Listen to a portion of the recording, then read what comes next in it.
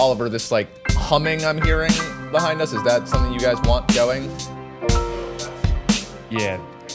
The river. There's a waterfall Real? that's right over there. Yeah. And then a river might make it sound a little ambitious. There is the Powwow River that runs all the way. It's called Powwow? It's called the Powwow River. It runs right through downtown Amesbury, and it runs right back here. Okay. Luckily, none of that gets picked up on the mic. Okay, cool. So you won't have to worry about that at all. All right, cool. All right, you ready? Yeah. So just take a deep breath.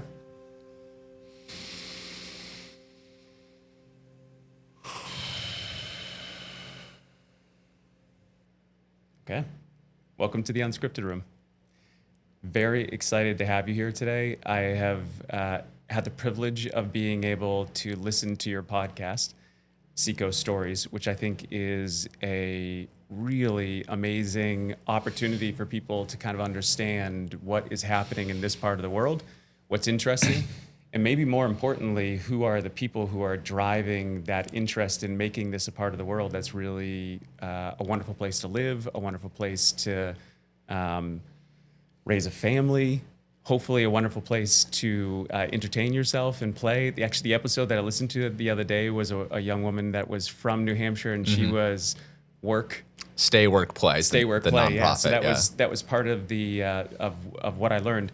But what I'm really interested in this podcast today is your theme is becoming through listening, and I'm very curious to learn as much as we can about what it's like to have been a podcast host, to have talked to all of these interesting people, and what it's like for you to be consuming that information and trying to figure out how it is improving yourself. Like, what's the personal growth that you're finding through listening to others and being able to absorb their energy and the direction that they're going and the kinds of things that they're influencing in the world. So if that seems like a theme that you're excited to dive into, the first thing that we'll do is we'll start with question one. You can take it, you can open it up, and we'll get started from there. Okay.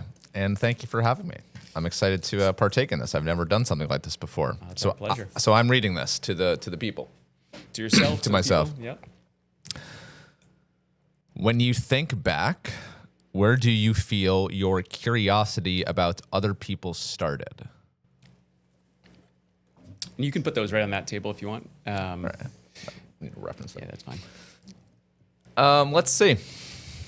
So when you were think all the way back when you were a kid, I got from watching your podcast again that you grew up in upstate New York. We already talked about it before we got onto the podcast that we have a slight connection in upstate New York, that I've been there enough to kind of understand it.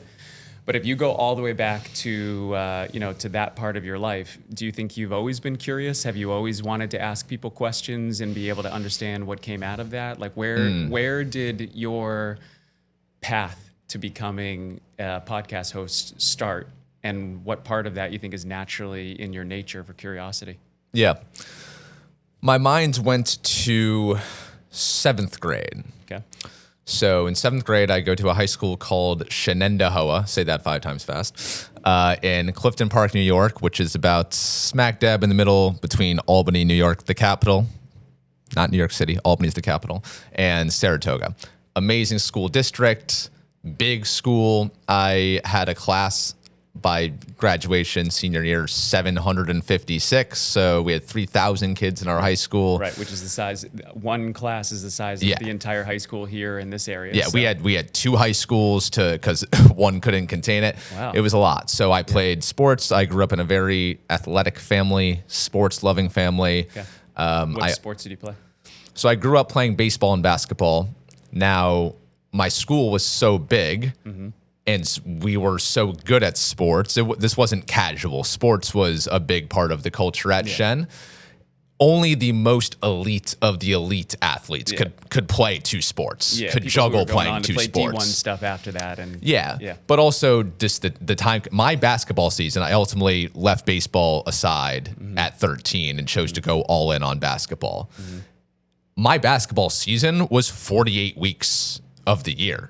My actual season in the winter, spanned from November to February. Because you were playing AAU, or what was No, that? I mean, What that was kept it so going? that was the actual high school season. But my high school basketball in the off season was more intense than the season. In the summers, we're doing 2-a-days, 6 a.m. training, 6 p.m. training. Wow. During the school week, 6 a.m. lift, 6 p.m. optional practice. But if you didn't show up, you had to show up. Yeah. It was the unspoken rule that you Sure. that you showed up. So I became very disciplined with learning how to manage my time. College ended up being a breeze for me because I had done the AP classes in high school. I had done sports. We also had a very good musical theater and choir program. So I also sang in our choir from 6th grade through 12th grade, very select choir as well. So I had this entire immersive experience. That's a really impressive diversity of talent. Yeah, You so were doing athletics and choir. Like that gap is usually people are one I know. side of the spectrum or the other, but to do both Right. is pretty cool. I was one of the weirdos, and it was interesting because I never quite fit in fully into either camp. Because in the sports side, I was the guy who wasn't a through and through jock. On the artist side, I was the sports guy who wasn't the artist through and through. So I was never quite fully accepted by each side of it, and that really has carried me. That same thing has kind of carried throughout the rest of my life. Like I'm a yoga teacher now. I wouldn't say I'm fully living, breathing yoga in the spiritual stuff. It's a part of me that I dabble in from time to time, but it is not my full identity. Sure. Whereas in podcasting, I talk a lot about in my past career, ESPN, Spotify, I worked on podcasts about mixed martial arts, about hand-to-hand bloody combats. Right. Meanwhile, I'm this peace-loving spiritual guy, but who also loves watching people punch each other in the Don't face. you think though, I haven't even answered your question yet. Well- I'll get back there. yeah, it's fine. We can go wherever we go. But I'm finding what you're saying right now to be really interesting, which is that I think that most of my life I would have said yoga and like jujitsu, two completely different things, right? But the more I've gotten involved, and I am starting to practice yoga. I've been doing it for like 6 months. And I would say that from what I hear people talking about jiu-jitsu, they're very much the same, right? It's about having a mind-body connection. Yeah. One requires you to be able to demonstrate it through a certain degree of violence, and the other one requires you to demonstrate it through a degree of maxed out individual performance in practices that you can see that gaining every day. Yeah. But I think that they're kind of the same thing, only on the two opposite ends of the spectrum. Of the martial arts, and I've never practiced jiu-jitsu. I've always wanted to. It's on the bucket list for this year. From what I've gathered, that is the one that has rooted the most of the martial arts in respect, in having a spiritual component to it. Some of the best jiu-jitsu practitioners out there in the world are very deeply spiritual people. So I can definitely see the parallels there. Yeah, it seems that way. And it also seems I'm obsessed with the language of truth. Like what does it sound like when somebody's telling the truth? How can you start to unravel where the language tells you that there is, that this is someone who is speaking directly from their source versus somebody who's trying to create an angle in the way that they're coming at that. And one of the things that I found is that although I've never been in a fight in my life, I'm not a violent person in any way. I've never watched MMA. I've never done any of that. But I started listening to the interviews of MMA fighters, and I was like, "Oh shit! These are the most honest people in the world." They are because the best. Who else has to walk into a cage and decide whether they actually did enough work to make sure that other person isn't going to kill them, or bend their knee in a direction where they're not going to walk the next? The whole thing is so radically brave to step into that environment. For men or women, it doesn't matter who you are, but that I learned a lot about the honesty of language by listening to fighters either pre or post describe what their methodology was to be ready for something that was so honest in its endeavor. I think there is some of that. I have found there's some of that in yoga, but there's also a little bit more like namaste, identity stuff that goes along with that, where there isn't a cage where you have to go prove what it is that you're doing, and there's like this ultimate honesty to it. So it's just like, it's very interesting to be able to observe those two worlds. Yeah. On the note about fighters, that is ultimately why I fell in love with the sport. I did not grow up watching the sport. I couldn't have told you what UFC stood for up until 2019 when I was working at ESPN. ESPN had just acquired the broadcast rights to the UFC. I'm pretty new to the podcasting department of ESPN at this point. They, along with acquiring the rights to the UFC, decide, all right, well, we've got to start making content about the UFC. So they acquire a podcast hosted by Ariel Helwani, who's the preeminent MMA sports journalist, content creator. Yeah, I don't know a lot about him, but I know, I can visualize who he is when you say his name. Yeah. Yeah. So I basically got assigned by the bosses. All right, Troy, we don't really know much about this UFC stuff, but you're the young guy on the totem pole. You go figure it out. We're putting you on this show. I was like, okay. Yeah. And so after being in Ariel's show, I mean, you would love this. He goes 4 hours, 5 hours live on YouTube, was doing it then and is doing it now, not with ESPN anymore, but with Yahoo. And he just talks to fighter after fighter, live, unscripted, anything can happen. And after I was just being forced as part of my job to sit in a cold, dark studio in the control room and listen for hours, these fighters, kinds of athletes I never experienced before. I didn't fall in love with fighting. I still don't love watching fights. Yeah, I still don't understand. I don't too. understand the intricacies of the wrestling and the grappling. Yeah. But the way that they speak, you have to be a certain kind of crazy to get into a locked cage with another human being and signing on the dotted line, I'm willing to die in this cage for a paycheck. Yeah. It's the craziest thing. As I said, grew up a lifelong sports fan, loved watching Tom Brady and LeBron James and Serena Williams and all those athletes. I watched those people for 20 years.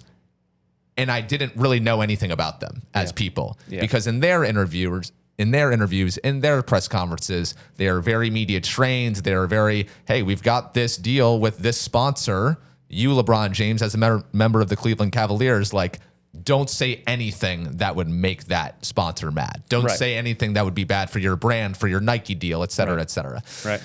The fighters, though, they make more money when more people watch their fights. So they are marketing themselves to the audience who is, yes, the UFC is, they have a contract with the UFC or whatever organization they're in, but they're ultimately going to get more money and build their brands by the audience falling in love with them. So how do you do that? You need to be very authentic. You need to say some potentially outlandish shit. And you need to go have fun performances. But these people, like, they were just so honest. You have to be a certain kind of crazy to get into a cage. And I just fell in love with the things that they were saying. And, Israel Adesanya is one of my favorite fighters, multiple-time UFC middleweight champion. And after hearing a couple of his interviews, I hadn't watched any of the fights yet, but I'd heard some of his interviews. And then I watched his fight, UFC Atlanta, 2019. He fights Kelvin Gastelum. It's a fight that's in the UFC Hall of Fame, 5-round war. Back and forth. And I felt like I knew the guy because I'd watched the interviews. And then after 3 interviews, I watch him fight and I watch him mouth the words as he's about to enter the cage for the 5th round. He mouths the words to the camera. Legendary moment. I'm willing to die in here. And that was when I fell in love with it. And that was, I can't watch any other sport now. I can't watch the NBA, the NFL, knowing how taken care of these athletes are, how they go to rehab every day for the slightest of injuries. And the injuries, the things that they have to deal with in a practice for basketball are nothing compared to what these men and women go through during a fight camp. It's pretty insane. And then they go have to perform in front of the rest of the world. We did a story, a magazine story on UFC champion Chris Weidman a couple years ago. And one thing I'll never forget in that interview is that he said, I believe it was Chris Weidman, he said, I just wish someone would call in a bomb threat to the arena on my walk out to the cage. That's how much I don't want to go do this right now. Can you relate to that though? Because like Absolutely. I've had different things in my life, obviously not to the same scale, right? But like things that I knew that I needed to do to make sure that I was growing and advancing in the, where I was going to go. But if you had given me an easy out on my way to doing any of those things, I would have been like, pull the fucking ripcord. Let's go. This is terrifying. For sure. And yet by the time you're done, it seems like what you get for yourself on the other end of that is equal to whatever the anxiety you had to carry in. I actually saw you today, right before you came in, I was watching one of your live events that I saw on YouTube. Mm-hmm. And one of the things that I was so impressed by is you seem to have amazing stage presence. Thank you. You seemed very calm. Yeah. You seemed very relaxed. You seemed like you were doing a really wonderful job building rapport, great charisma. And I was curious because I've had to go on stage before. I've had to do those kinds of things. And before I go on stage, I'm nervous. Not necessarily because I would say the way that I would describe it is that I have an inner confidence that I know that I wouldn't go onto that stage if I didn't think that I was prepared to deliver something that was worthy of the time and effort that I've done. But you're always like, oh man, is my brain just gonna like blank out on a word at some point? Am I just gonna like get up there and all of a sudden it's just gonna freeze out? And you go through all of these things that don't really exist in the real world. Yeah. And then hopefully you get out there and something comes out and then you get into flow state. Yeah. That's what you looked like you were hitting. It looked like you were hitting some level of flow in the way that you were going through that. It also sounded like that's what you were describing. I won't get his name right, but the gentleman that you were working with that was... Ariel Hawani. Yeah, that he was able to go 4 or 5 hours and just let it flow the whole time. And, Yeah, I mean, I'm, as I alluded to earlier, I've been a performer my whole life. And so I've been on stage for a long time in various different ways. Never really much of a formal training, I would say, but just reps. Yeah. And as I started my career, I started falling behind the scenes. And I liked the work. I learned the necessary skills, but there was still a part of me that in the back of my mind was like, I'm a performer. I want to be on stage. I want to be in front of people. And so that was a big motivation for starting Seacoast Stories was I'm just going to create my own opportunities to get on stages in front of people. And I love that you picked up on that. I actually love getting on stage more so than any other thing. Really? Because I'm not worried. I know I'm not going to mess something up. Amazing. Even if I do, I know how to roll with it. Right. You know how to make that a positive if you do. To make it entertainment. Right. This is the thing I've come to love about yoga teaching, which is also a different kind of stage. Yeah. In today's extremely distracted world, our devices, but even it feels hard to get people's attention and it feels hard to be fully present with people or to get them to be present with you.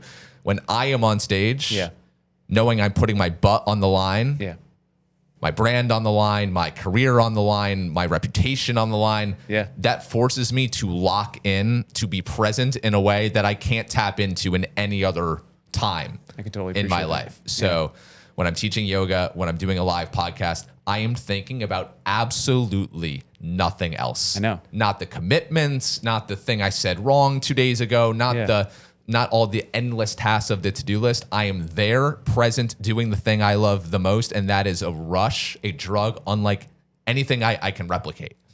What an amazing thing, though, that exists for humans. One of the things that we've noticed, that, like, obviously, I told you before, we haven't done a ton of podcasts, right? So this is an interesting social experiment for us to figure out what happens when we sit down. We take a large container of time, so we've got 3 hours, which actually, you'll have to get me on that one.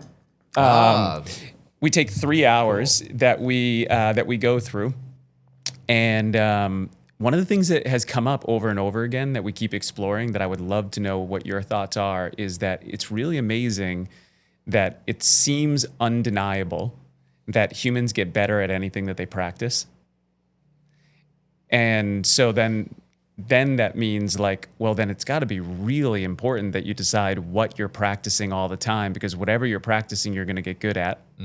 The other side of that is like, there's the Malcolm Gladwell 10,000 hours that everybody's heard of.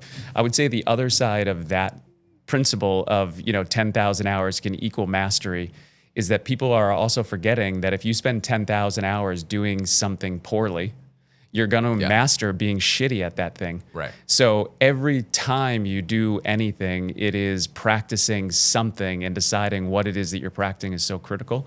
I just love hearing stories about people who know that they found their purpose in what they should be practicing. And for you, it's wonderful to hear you say it in this context, but it was also very evident to watch you, on that stage and see that that was something that you've obviously, you could feel like you knew you were built for it. Yeah. And also in today's world, it's getting on stage, getting in front of people, doing stuff in real life, which I'm so bullish on, is such a lost art. Yeah. There's a lot of things that I think I do very well that are a lost art that I think are big contributors to my success that I'm experiencing. I'm a very good writer. I'm a very good communicator. People can't even write. People can't spell anymore. People are relying on ChatGPT for everything. I have a friend who sends me entire text messages that chat generated. I'm like, that's a problem. Yeah. It's being compelling. It's being present with people. It's listening to people. It is making them feel like they are the most important thing in my life at that moment when they are in front of me, because they are. What is more important than the present moment? How I came to this mindset, taking it back to the high school days. Yeah, please. So I had this friend. Her name was Deanna. Okay. Deanna Rivers. Shout out Deanna Rivers. Shout out Deanna Rivers. R.I.P. We don't have any listeners, Diana, but when we do, somebody will be really glad that you got that shout out. You know what I mean? We were very, very close friends. She made me feel very special. The things that kids did back in the day, we would talk on the phone for hours. We would meet up before school. We would take laps around the hallway before. Nice. We played games on our Kindles together. We were really, really close. Yeah. I introduced my really good friend Matt to her. They became a couple. So we were all one big happy family, if you will. December 1st, 2012, Deanna, Matt, and another couple, Chris and Bailey, are coming back from the big annual sporting event in Albany, Siena versus Albany basketball game. Yep. Downtown Albany. And they're almost the exit back to Clifton Park, our town, and then this guy named Dennis Drew makes a triple lane change, like 90 miles an hour and above, drunk, high, speeding, texting, crashes into the left side of Chris's car that he's driving, kills Chris, kills Deanna on impact. Matt and Bailey somehow survive. The car was absolutely destroyed. So the fact that they survived is incredible. That event rocked the community that I was in. The ensuing weeks was the craziest period of my life. So can I slow down and ask you one question? Because when you were saying it, I lost one. In the car crash, both of your friends passed away in that car crash, or they survived because they were in the seats that allowed them to, and the other two people who were in the car? Yeah, so I believe Chris was driving. Okay. He wasn't my friend, but we were certainly friendly. Right. He was driving, killed. Yep. Deanna, driver's side, passenger, backseat. She was killed, and then Bailey was in the front seats on the right side. Matt was who was my friend dating Deanna. He was in the back right, and Matt and Bailey survived. Chris and Deanna died. Troy, that's a serious trauma to have at that age. Yeah, but I mean, the great thing about it, if there was something great about it, was the way that it brought our community together. We had all of our rival high schools. We did this huge candlelight vigil a couple days after at our big football field, and we had hundreds, thousands of students from our rival high schools, the guys that I hated, right, that I had to play basketball against, that I hated. They were there. They were wearing our school's colors. They were wearing stickers and all sorts of bracelets and T-shirts with the initials of Chris and Deanna on it. Yeah. And that was really my first experience at noticing the power of community. Yeah. And I've that's probably, a big reason why I'm so drawn to the Seacoast. But that singular event completely transforms the way that I view how we move throughout this world. I learned by having a very close friend taken away from me unexpectedly. This is different from an ailing grandparent who you are slowly mentally coming to terms with the fact that they're not going to be there. I lose a friend who I had seen the night before at my basketball game. She was our scorekeeper. Right. Quick wave, hi. I would go over to her before every game and tell her that I was going to make her proud that night. So but this was somebody that you were maybe not romantically in love with, but you were very clearly in love with this person. This has also been another theme of my friends are mainly women. Yeah. It just always worked out that way. Yeah. And we were also kind of in like a little fight at the time as well, just stupid high school stuff. Yeah. But her boyfriend, Matt, I set them up, was a little bit upset about how close Deanna and I were. So we kind of drama is natural at that age. So we kind of backed off each other for a bit. Yeah. So we kind of had a little thing. And so when she died, we weren't on the greatest of terms. Yeah. I had seen her the night before, and there was just kind of this flip switch where I was like, the people in my life can be taken away from me at any moment. Yeah. And vice versa. I could go at any moment. Why am I not going to tell people how much I love them? Yeah. While I still have the opportunity to? Yeah. Why am I going to waste a day of my life? Why am I not going to go after the things that I want when this could literally all disappear tomorrow? And that drives so much of who I am today and what I do and how I show up for other people. That's why I am so bullish on doing things in real life and not hiding behind a screen. That's why I'm so bullish on making people feel important. That's why I'm so bullish on telling my friends how much I love them. Yeah. Because you never know when, this could be taken away from us. Yeah. I mean, there's so much about what you just said that is first thing that I was thinking as you were saying that is it's really wonderful part of humanity that when something goes wrong, that there is actually an opportunity for there to be trauma bonding. Yeah. That you instantly drop the persona of like, you're this school, we're this school. And all of a sudden we're like, oh, nope. We get a moment where we get a refresh where we're all just humans and we're realizing this tragedy that's happening. That's a lot to be able to handle at that age. Like how, when you were in that moment, what did it feel like to be that version of you at that age? Yeah. So I'm a junior in high school when this happened. She was a senior, but we were the same age. Right. And it was at the beginning of our basketball season, and basketball, singing, and girls were my life at school at that point, as for any 16, 17-year-old. Yeah. It instantly bonded me closer to my basketball team. And I saw sides of my teammates that I hadn't seen before. I saw sides of my teachers that I hadn't seen before. Teachers, in my math class the next day telling us, hey, I'm going to try to teach today. I'm going to try to go over trigonometry with you today. But if you need a minute, if you need to step out, like, I get it. Yeah. And then in the ensuing days, like, Deanna's service was that week, and a bunch of us just like cut class to go, but teachers weren't gonna dock us for cutting class to go to that. The Monday, it happened on a Saturday night. The Monday after, you could feel it in the air. You could feel the heaviness, because Deanna and Chris was the captain of the football team, beloved kid, universally beloved. Deanna was a special person. You know how in high school there's kind of a caste system. There's the upper class, the popular kids, and blah, blah, blah.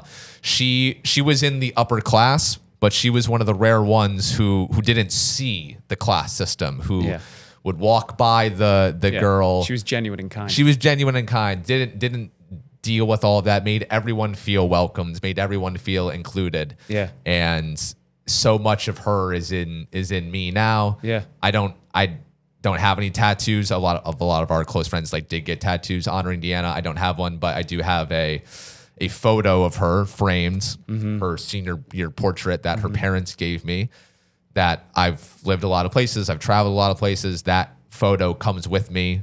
It's on my bedside. Every different dwelling I've had, she's there.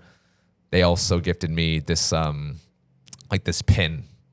It's a little angel that's I keep in my car as well. It just says something like "drive safely." Yeah. And I'll be driving and I'll be clutching onto that sometimes if I'm in like a potentially treacherous situation or something in the snow or whatever. Is that the first time that you had experienced tragedy?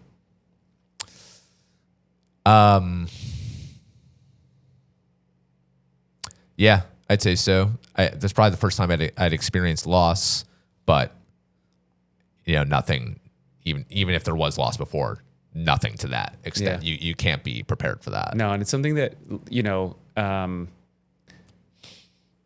mean, there's probably a lot of people who have gone to high schools who've lost people in car crashes. That's unfortunately way more common, less common now because cars are getting safer and there's less of that's happening. But there's something about having a trauma when you're at that age because you have so many different things that are going on in your mind. You're also in the middle of going through puberty, so your mind is actually trying to figure out what elasticity does it actually have, where its boundaries of where it's going and where it can't go. There's something about having a trauma at that time that's really difficult to figure out how it reshapes the rest of your life because I think for some, it's an opportunity where you feel a sadness and a level of sadness that you get in your body. It's like a level of sadness that you didn't know could affect the way you feel that deeply. You can have the flu and you know what the flu feels like, but I don't think until you've gone through something like that, you understand that sadness can actually feel like a form of the flu where you just can't move, you can't do anything, you feel paralyzed in whatever that is. It's a tough age to go through that, Troy. That's especially with somebody that you love and that you're, you know what I mean? Yeah, but I mean, I didn't really wallow for too long. I instantly kind of went into how can I honor her? How can I carry on her message? How can I dedicate my life to her? Yeah. And so for the remaining basketball games that season, when they announced us, when we ran out onto the court, I would always be last in line. I carried this purple flower, this singular purple rose, and it was artificial so that it stayed, good the whole year. But I would run out and I would put it on her seats that we would leave empty, and I would say a word or two to the flower, and then shortly after I set up I didn't legally set up a nonprofit because I was a 16-year-old kid and didn't know what I was doing. But I started this organization called Deanna's Dugouts. Okay. This is 2013 at this point. There was, I don't know if you remember this, but there was a Hurricane Sandy. It was in New Jersey. Yeah. Very kind of unheard of to happen in that neck of the woods. I knew about it because I've done a lot of work for Jaguar Land Rover, and I was doing some work for Fisker, and all of their cars got destroyed in that hurricane. Yeah. But neither here nor there. So, and I don't know what the genesis of the idea was, but Deanna's Dugout, we basically gathered together a bunch of new and gently used baseball, softball equipment to donate to the baseball, softball leagues that were in the area where Hurricane Sandy happened because we had gotten word that they weren't going to be able to have their seasons.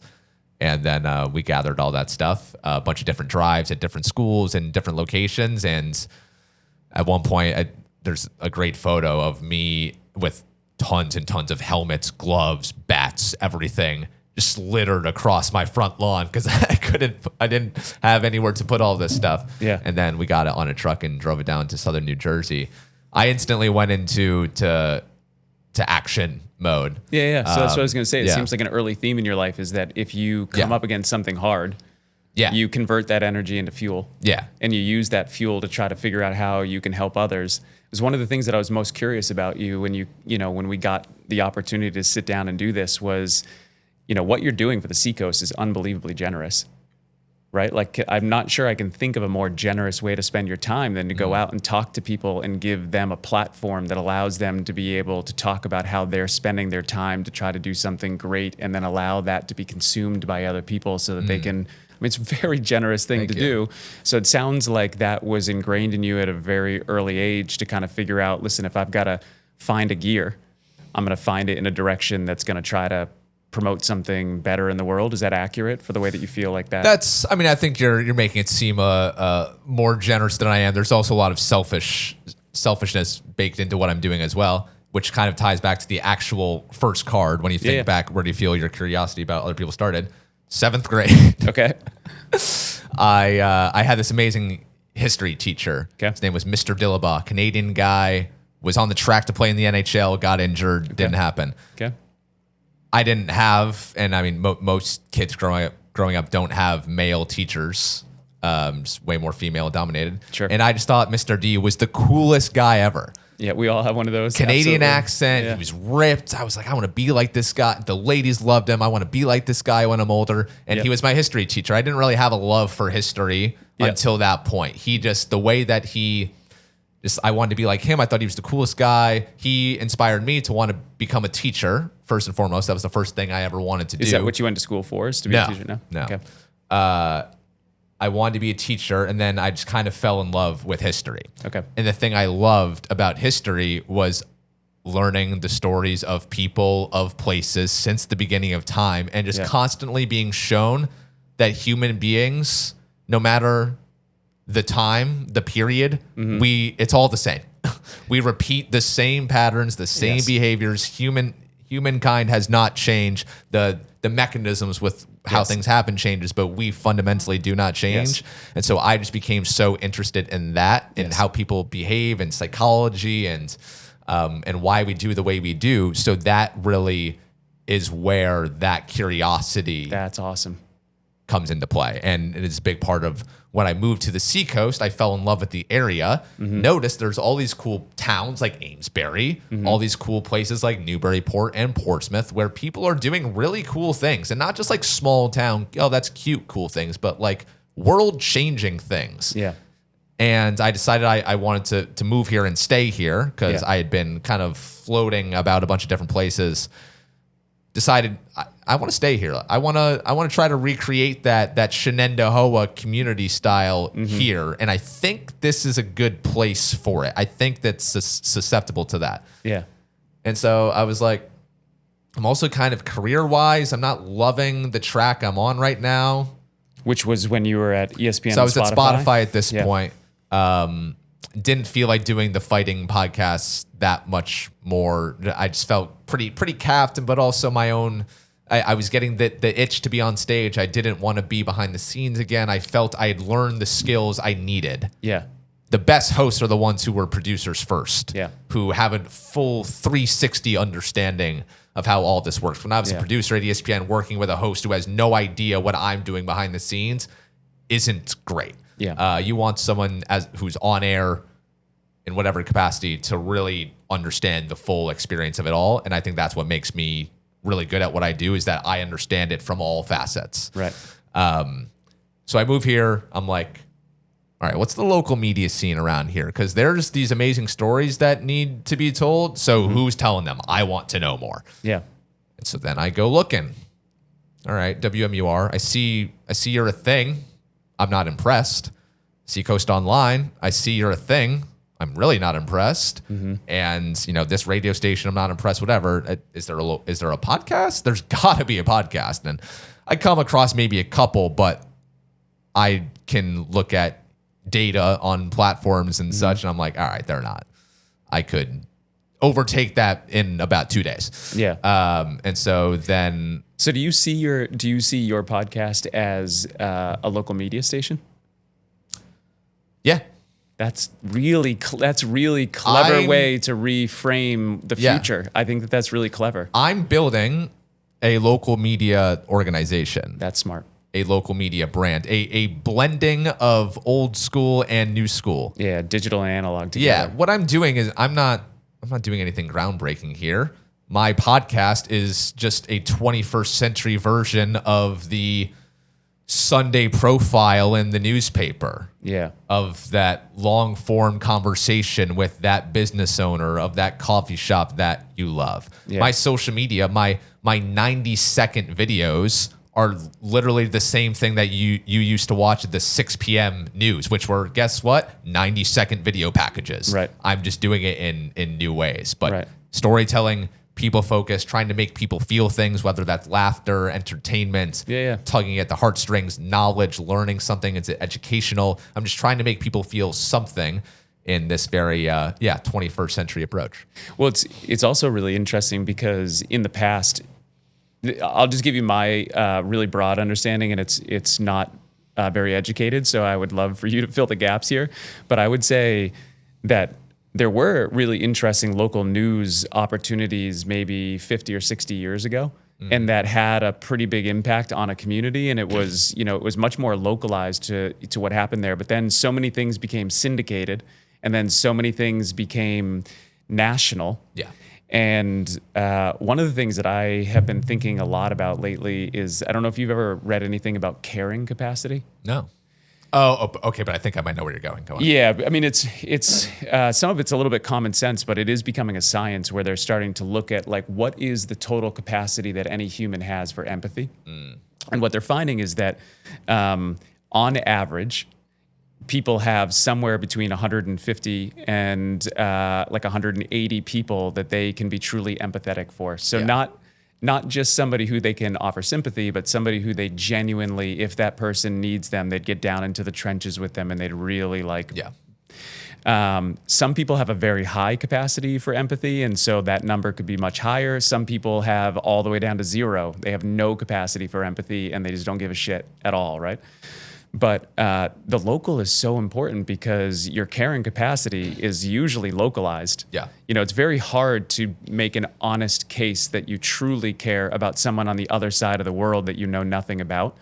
You might be sympathetic to the situation that they're in, but it's difficult to know whether we have the honest capacity for empathy for that person. I'm glad you bring this up because this is something I have thought about so much through the years. Let's dive in. I would love to hear your thoughts. I've waffled so much on this. Yeah, please.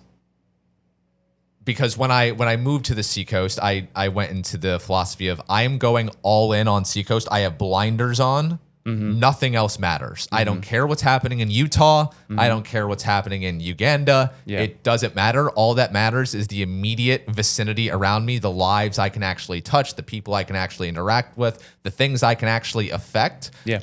I think people get so riled up now about things that will never affect them. They allow things that people on the other side of the world say, do, events that occur to completely throw off their day and their mood and how they show up for other people. They get, obviously, like the world is burning down right now. We can all agree on that.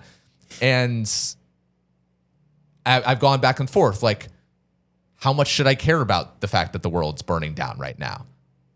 I should really just try to care about what's happening around me and try to change the lives of the people around me. Should I try to change the lives of the people in Oklahoma? Is that my job to do, or is that the people in Oklahoma to figure out?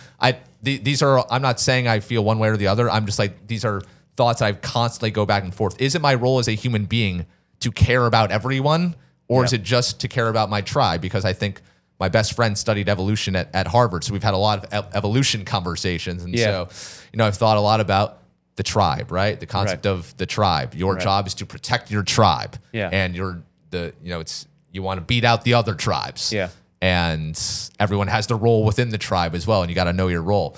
And so there's some times where I think like, yeah, I really should just care about what's immediately going on in my immediate vicinity. Then there's other times where I'm like, well, don't be a dick, Troy. Like, you need to be a good human being who cares about the world, its present and future. Yeah. I don't know. Where do you stand on this? Because I go back and forth so much. Well, I mean, I think one thing that's really important for us to establish in all of this is that I don't know that if we're really lucky in this conversation, we might touch truth where both of us feel exactly the same way about it. Or it might just be that we share our perspectives as honestly as we can, and that's interesting to both of us. I will say that I really hope that we that the conclusion of this conversation isn't that we want to become more tribalized, because that looks like what is also creating the feeling that the world is Yeah. on fire right now. But I also experience that every day that I go out and I talk to people, I meet lovely people, Yeah. and people treat me extremely well, and I Yeah. try to treat them extremely well. And I don't find that the world is burning down at all with those people. In fact, I feel Right. like we're building something every day. I For feel sure. like there's momentum towards the world becoming significantly better than it is right now.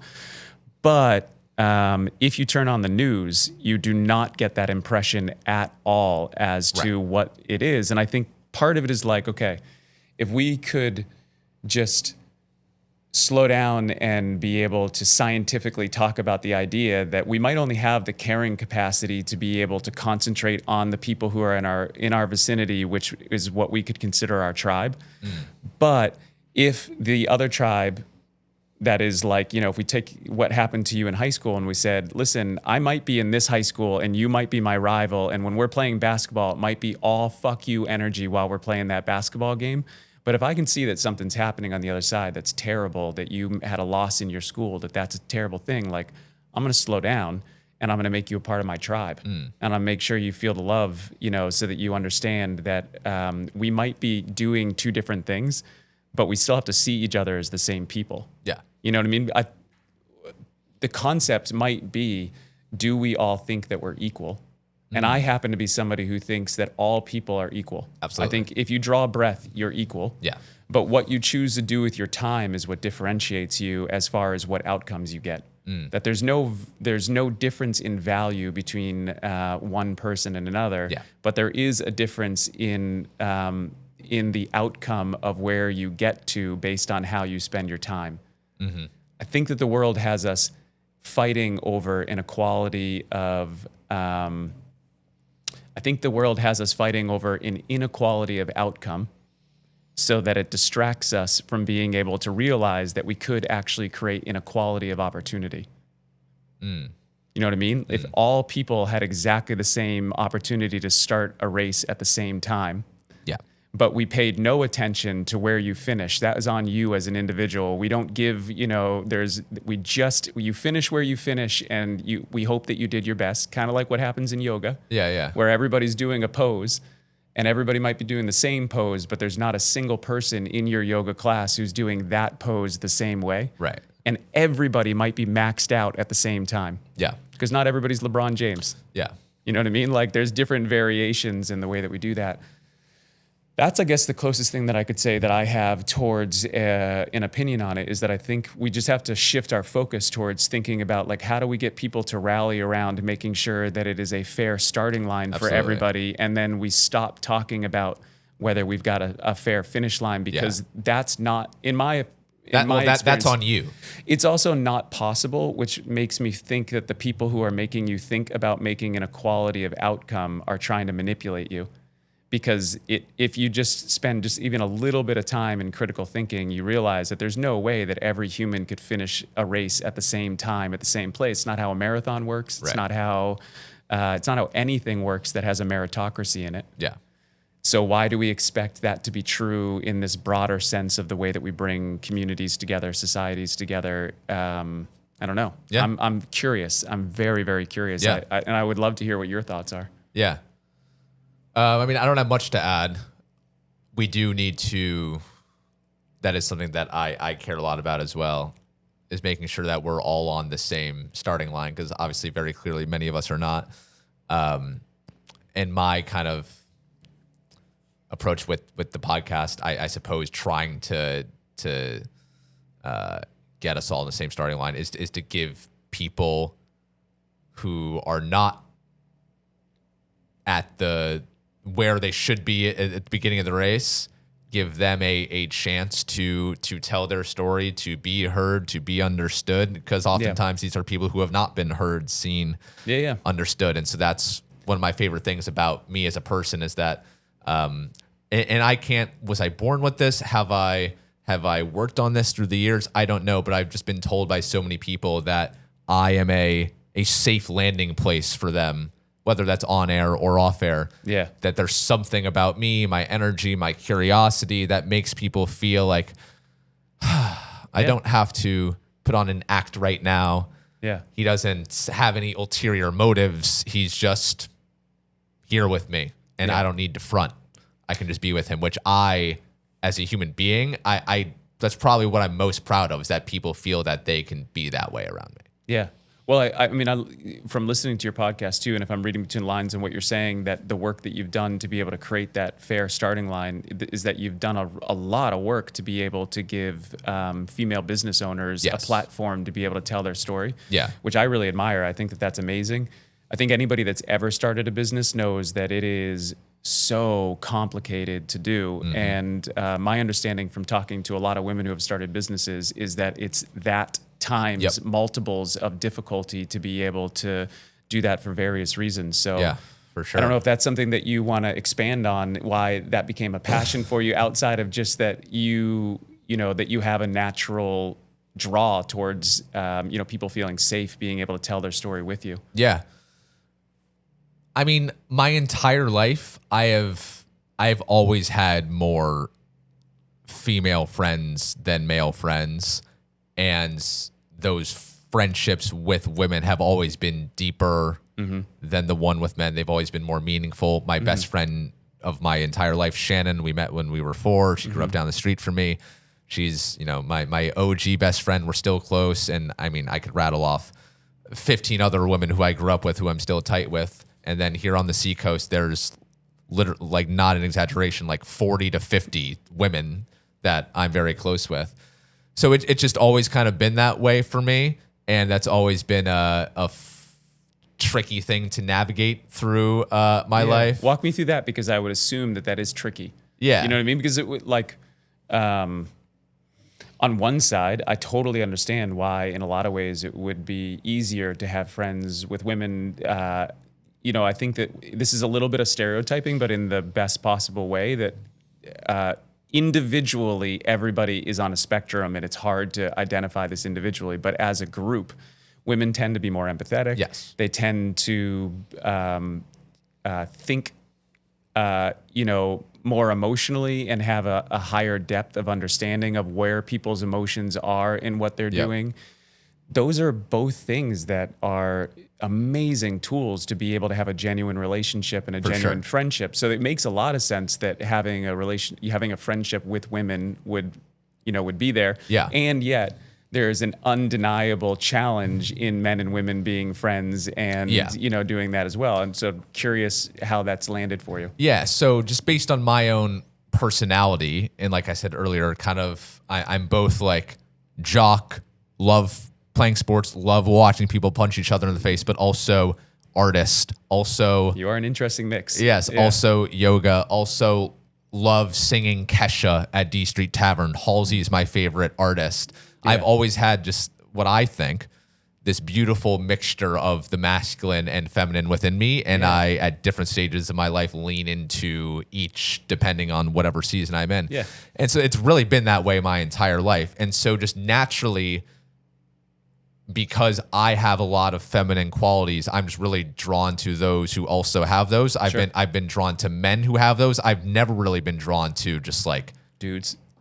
Yeah, I was not the dude in college who was like, yo, let's grab a 12-pack. Yeah. Let's watch the college football game and let's talk about like that girl and that girl. Like I stayed so far away from those guys. I so appreciate you being honest about this, because I think that's, there's probably a ton of people who feel exactly the way that you're saying right now. Yeah. But it is and I would guess that you felt this way in those situations. It is a little bit tricky to figure out where you fit when you do have this beautiful blend between masculine and feminine energy, because in one side, that you can blend in anywhere that you need to, but there is also the other side of that, which is that you can feel quite lonely sometimes, feeling like you don't really completely know which one of those sides you want to belong to. Like, I love hanging out with the guys when I'm playing basketball. I love using my body in the way that I can be masculine and do those things.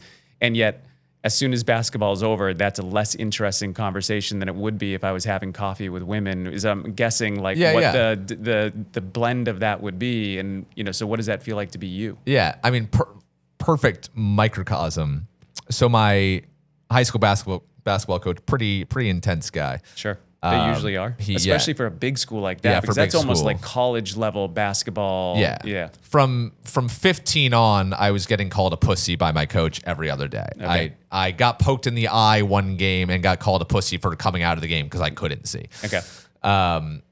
There was I had a game and a choir concert the same night.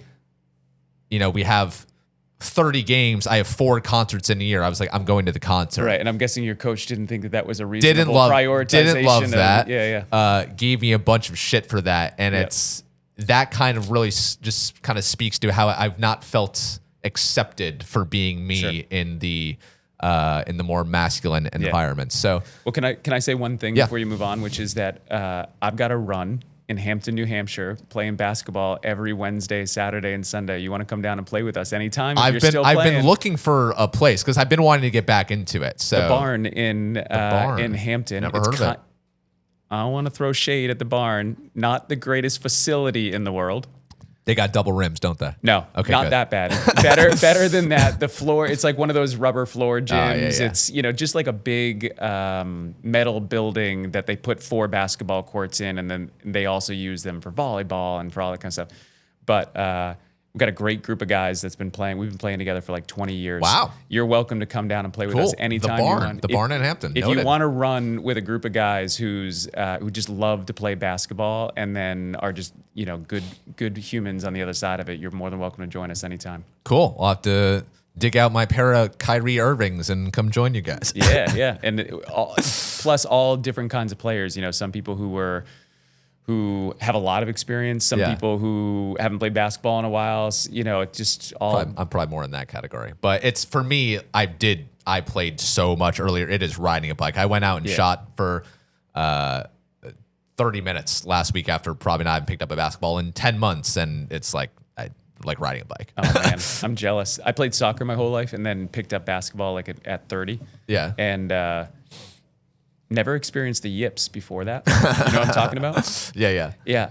And I've been working, I'm in my mid 40s now, and I've been working so hard to try to shake it for like 15 years in a jump shot. When you get that, like, you just get these weird hitches of the yips and you can't get it. So if you've got flow already and you've practiced yourself into feeling like it's riding a bike, man, you got to get back out on the court. Yeah. And I was never a shooter. I was always dribble, drive, penetrate, pass out, whatever. I was defensive player of the year. No big deal. That's a big deal. That's a big deal. That was always I'm a big defense guy, which, you probably don't want to play pickup with me if I'm the guy who's trying on defense. No, I'd like to be on your team.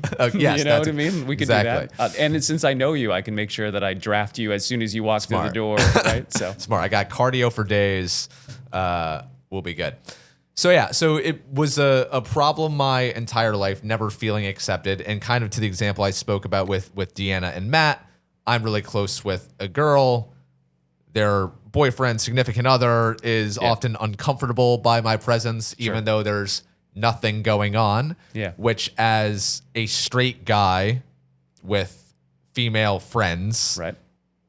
This is why a lot of men don't like me, because they are skeptical of me. Right. And I've heard from them before, like, Troy, you really don't have any urges toward this woman. You're not attracted to this woman, whatever. Like, I don't buy it that you're just friends with her. Yeah. And maybe, in 10% of those cases, like, it is like, yes, there is something there, but 90% of the time it's, she's pretty hot. So what?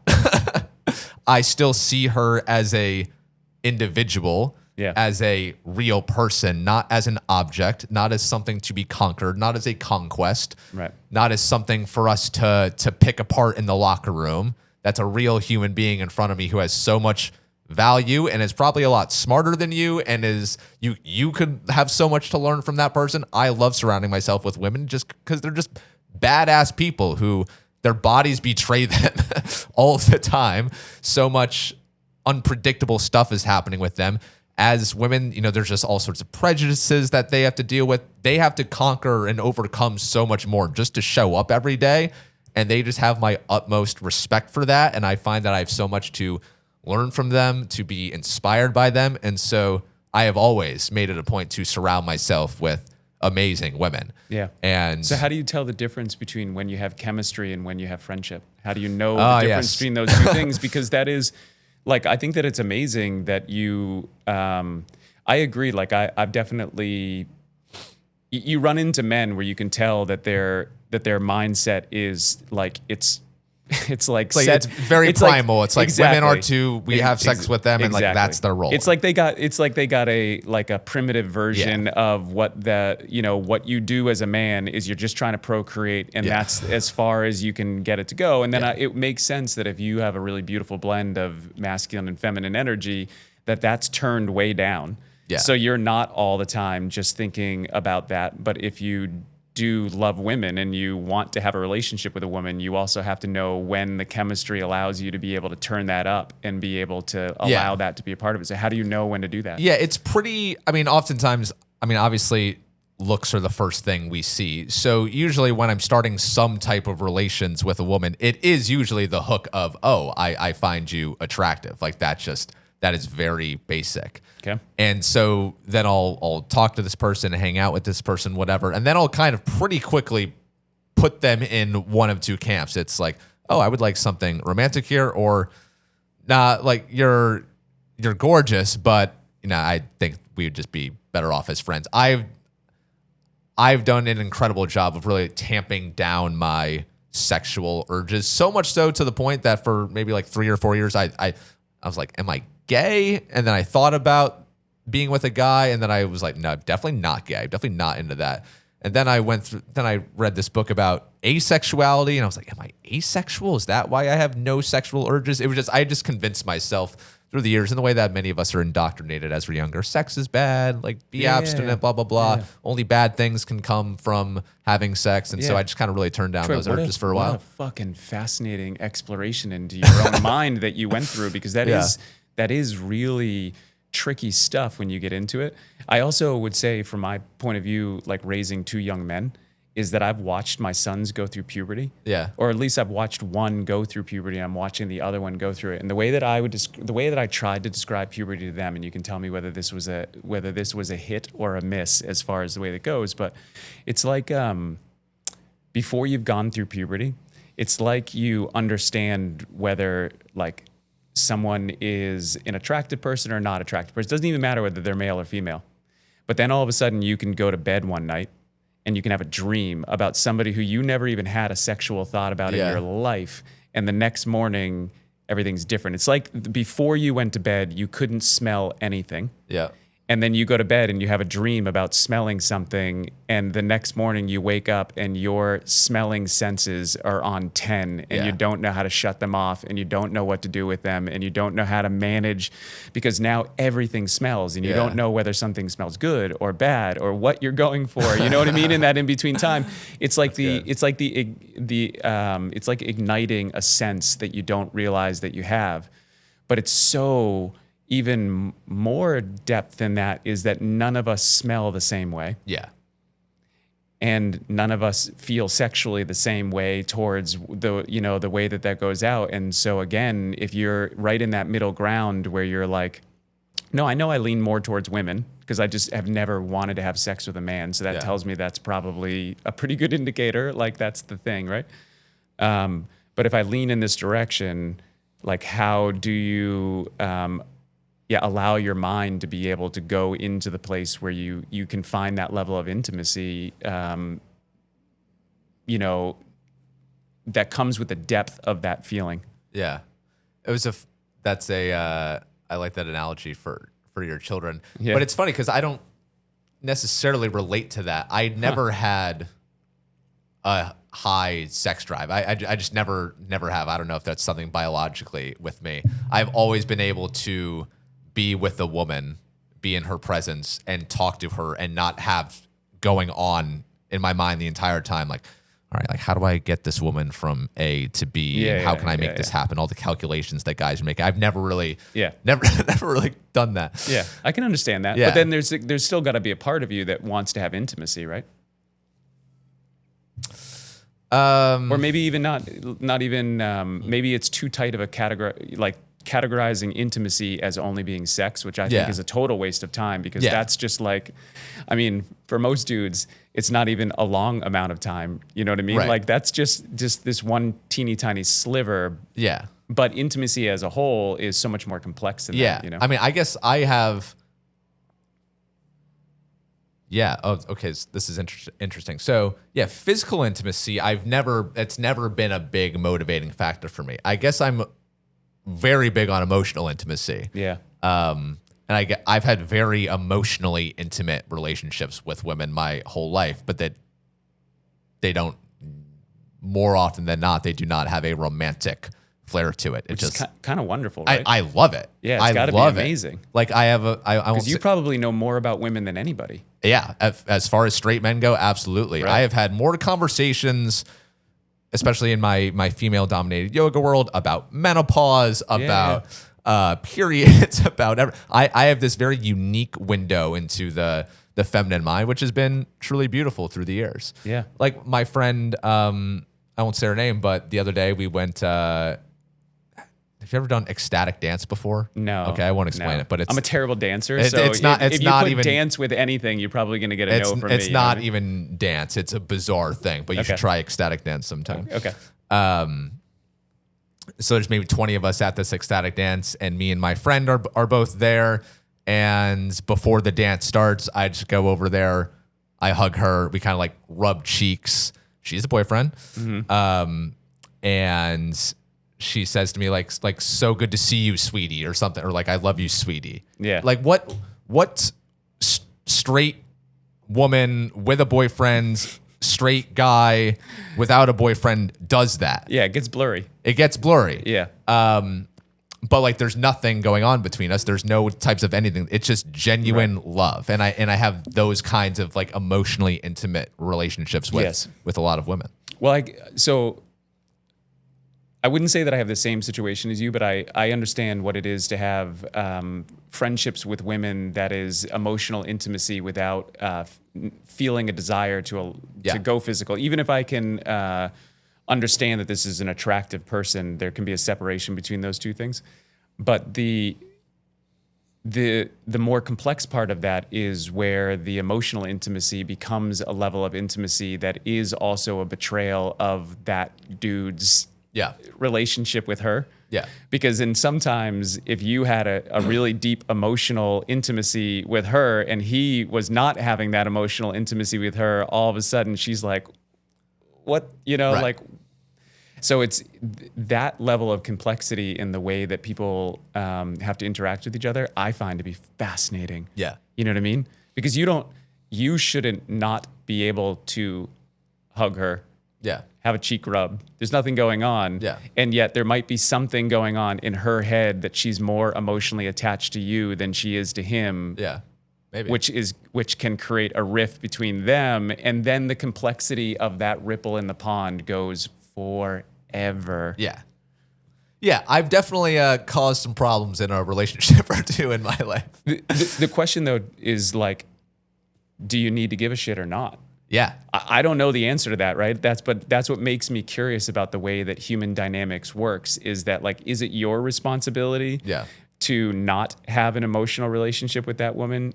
Or is it his responsibility to step the fuck up and have an emotional relationship so that he's not leaving the void there? Yeah. And the complexity and the difference between those two places I think is really fun and interesting space to be able to try to understand humans. Yeah. I think it's both.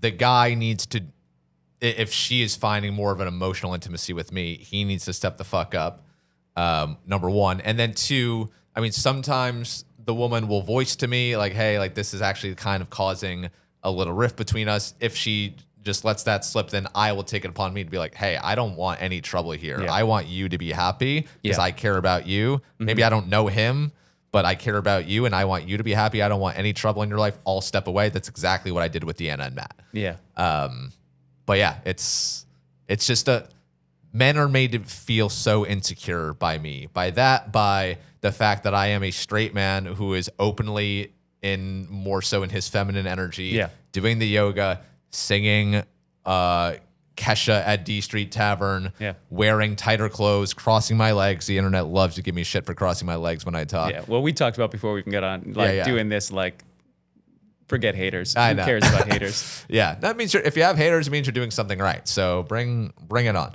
But I am not insecure in my masculinity. I think I'm actually very secure in it now, and more so than I ever have been. I just don't pigeonhole myself into that because the femininity, there is so much beauty in that, and I just love kind of dancing between each as the situation calls for it. Well, it almost brings us back to what we were talking about, the tribalization. It's very difficult to pinpoint exactly where any individual would be on the spectrum of masculine and feminine energy. There's the physical components of our body that you might be able to scientifically say are masculine and feminine. Then there's your mind. And your mind is not something that you can easily pinpoint and be able to look at something and say, this is a physical thing that I can put onto a checklist that says this is or isn't one thing or the other. Yeah.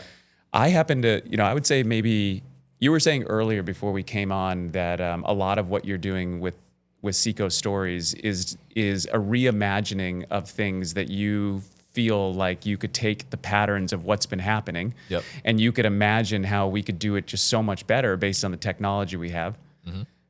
I would say, with the work that we're trying to do to make a case for curiosity, the one thing that is questionably an original thought that we're having that we really want to explore is that we are struggling to figure out that there is a difference between the mind and the body, that they might be exact mirrors of each other, and we've just never thought about it that way. And if the analogy would essentially be that if you thought about how your body works, and I'm going to at the risk of being offensive in any way, I'm going to just give the basics of how the body works from my point of view. And if you see anything that you disagree with, we'll just talk through it, right? But essentially, the way that the body works is that if you looked into a mirror and you decided, I want my body to look differently, you really have only a couple things that you can do. You can control the calories that you intake, the quality of calories, the amount of calories, either of those you have choice in. Then you also can control the way that you choose to move your body, to figure out how you use the fuel of those calories to be able to exercise that. And then you can choose the exact exercise that you're doing to be able to refine the outcome of the way that your body looks. 3 basic patterns of what you can do. I would argue that the mind works exactly the same way, but the way that the mind works is that instead of calories, you have information. And you have to be very thoughtful about how you control the information that you allow into your mind. Because if you sit around and you eat Doritos all day, no matter what you do with exercise, you're still taking in calories that aren't going to fuel you properly to be able to make sure that you transform your body to whatever you want it to be. And I would say information is the same. If you're watching junk food of information all day long, then it's going to be very difficult to go to the next step, which is the exercise, I would say, is in making a choice. You have to use the information that you have to be able to figure out how you make the choice of the movement of your mind in the choices that you make on a day-to-day basis. And then the last piece is how do you refine your language to be as honest to those choices and your mindset as you possibly can. I think that they're the same thing. It's just we've never talked about it in a way that allows us to be able to say, like, okay, maybe I could look at my body really carefully and I could also discover something about my mind. I figured layers of this concept out because I've been some degree of a single dad for a long time. So I've seen different versions of the way that my kids have gone through stuff. And no kid is the same. But I started to notice that when my kids would get sick, the way that they would get physically sick was almost identical to the way that I could feel them have a tantrum or get emotionally sick. And I was like, ooh. Like, okay, so one of you wants me to be there, like, with a hand on your back and like just making sure that you're okay. And the other one's like, don't touch me, get away from me. Like, I'll emerge from the bathroom when this is all over and then we'll go to the next thing. And then I saw them both go through emotional things that they needed to work through. And it was exactly the same. One was like, put a hand on my back. And the other one was like, no, give me some space. I need to work through this on my own. And, as an organization, we're fascinated with that idea because it feels like it could be a simple discovery to be able to make this connection between mind and body Yeah. and try to, reverse engineer what we could look at versus what is invisible. And the mind-body connection, which is undoubtedly a real thing, as you just laid out, is getting more fractured and lost than ever before. I mean, this is of all the things that people are scared about with AI and things, I don't really care about all the doomsday scenarios. What I care about is we are looking for answers outside of ourselves for everything now. Yes. More so than internally. Hi, chat. What should I do in this situation? Yeah. It gives you the answer, soulless, unfeeling. Yeah. If you just asked yourself that same question, sat with yourself, eyes closed, take after a deep breath, you know the answer. Yeah. And we are not giving ourselves credit for that. We are looking for external validation. We're going to Google, to chat, to everything but ourselves, to everything in life. Hey, am I with the right person? Am I doing the right job? Am I in the right place? We'll ask the magic 8-ball that. How many likes did I get on this to tell me? Exactly. Well, the other thing too that I think that you just brought up that is really powerful is that that might be the evidence that we need that we're all equal. Is that if everybody could slow down and they were like, I've got this massive problem that I'm trying to solve. I've got this thing that I'm trying to figure out. But if they just slowed themselves down and they tried to get emotionally regulated, they tried to figure out how they could observe their thoughts and feelings instead of identifying with them, then it's very likely that they'll figure out that of course they already know the answer. Yeah. And that they never needed somebody else to tell them that answer, that they're the only ones who could tell themselves that answer because they're the ones who have to live with the consequences of whatever the choice is that they make on the other side of the question. Mm-hmm.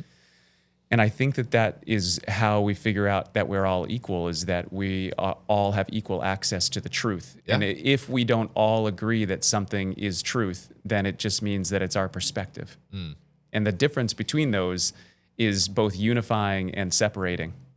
You know what I mean? Most people that I run into on a regular basis, if there's one trap that they're falling into all the time, it's this learned behavior of wanting to be right.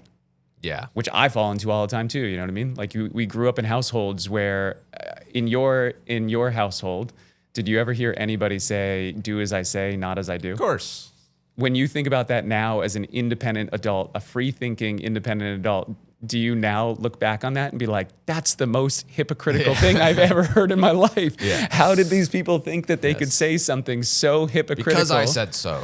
Exactly. So all that means is that for some reason, they believed that they had an honest access to a level of authority to be able to tell somebody else that they could tell them what to do. Yeah. And for so many of us as children, we learned how to listen to that. Yeah. Because what else do you do? What else do you know? But the question is, if you could replace that idea of righteousness, which the critical problem with it is for any of us to be right, we have to find someone else to be wrong. Right. It's the only way that you can justify righteous. Yeah. That's another thing that I think really makes me good as an interviewer is through a lot of work over the years, I've pretty much completely removed the ego from the podcast. How'd you do it? How did you start How did I do it? I mean, I studied a lot of Stoicism through the years. I've studied just a lot of different branches of philosophy through the years. But I realized with the best interviewers, they don't care about being right. They don't care about proving a point. They're really just there as an interviewer. My job is to make the other person in the chair feel as comfortable as possible, feel like they are safe, feel like they are being held, feel like they can express whatever is truly deeply within them. I don't want to do something, to say something, to make them feel like they are on the defense, like I am not, like I'm casting them as some kind of enemy.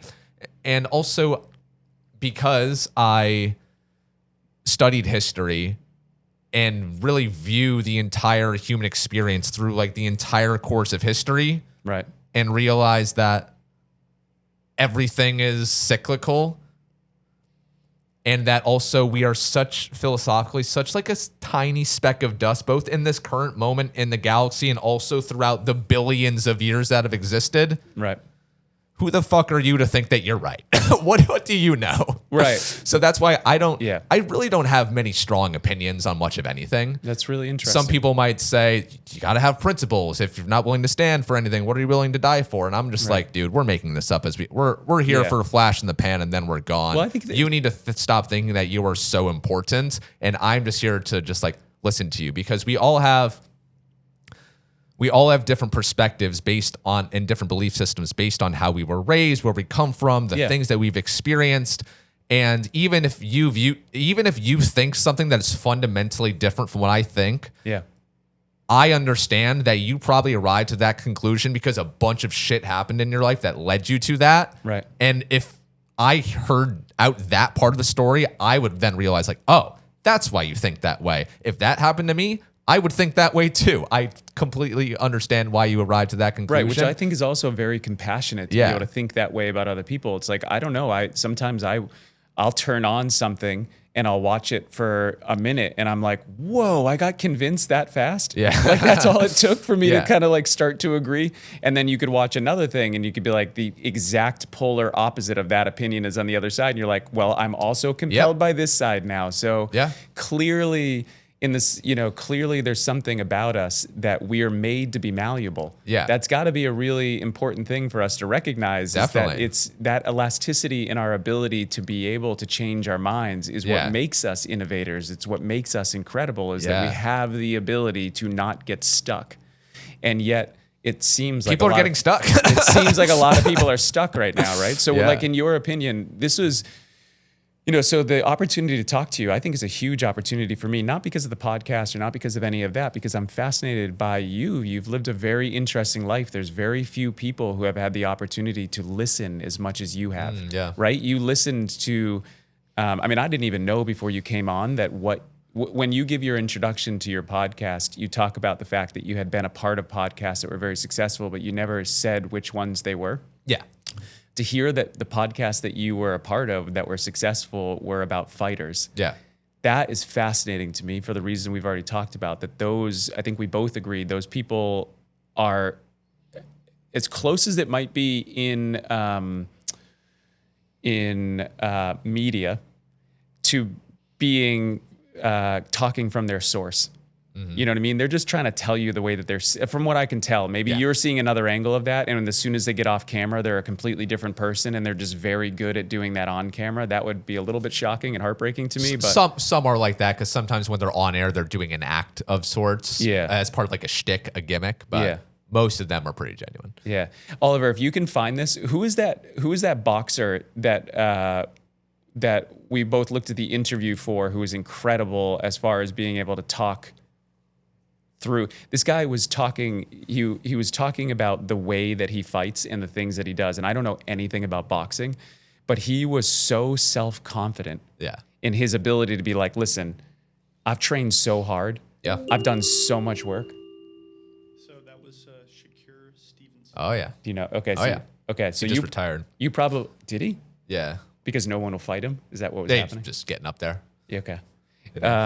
But he had such an interesting interview recently where he was talking about like his style of fighting and the amount of work that he did and like just this absolute confidence that seemed like he was somebody who was, he had like just gotten rid of all of the insecurities that goes along with being a human, and he had trained his way into being himself so absolutely that he was like, listen, I know that if I dropped my training by 10%, I'd have to be 10% more worried about what's going on, but I don't. I leave nothing on, I leave no stone unturned. So when I walk into that ring, I already know the conclusion because I've already, like, that's mind-blowing. That's the mindset of a fighter. I mean, that's how Shakur Stevenson gets to be a world champion. One of the biggest stars in the UFC right now is a guy named Ilia Topuria.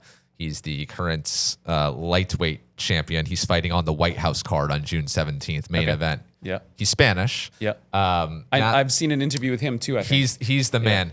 Before he won the featherweight title a couple years ago, I forget what his record was. Maybe he was 19-0. He changed his Twitter bio to 20-0 before the fight happened. and said UFC featherweight champion before he had been crowned the UFC Yeah. featherweight champion. It's like, you are putting your ass on the line. Yeah. Because if you lose, if you get knocked out, you are going to be the butt of every joke moving forward. And he did that. He hasn't lost since. But you can see it from both sides too. You know, you can see like, okay, that's somebody who has an abundance of self-confidence, which is so respectable. But you can also see that's somebody who is playing psychological warfare with the person on the other side. You know what I mean? Because that person also knows that if you put that out there and you lose, what that's going to mean to your career. Right. One of the things that I never understood about fighting was that there is no margin for error. Yeah. Like I love basketball. I know you love basketball. The thing about basketball is that if you look at people's, like the best shooters in the world can't get to 50%. Yeah. The best shooters in the world. Yeah. And so they're losing more often than they're winning at any given time in the actual action that they're trying to to put out there that actually helps you win a game. And a boxer and a fighter, if you lose once, they're like, you're done, man. You're no longer in the game Boxing anymore. especially, you lose one, that sets you so far back. MMA is a little more forgiving. But the thing that also always struck me about these athletes was like, hey, you have a bad night at the office, baseball, basketball. Guess what? You marinate on it for 14 hours. You're back at it the next day. You get knocked out as a UFC fighter. You might be your health might be compromised for a bit.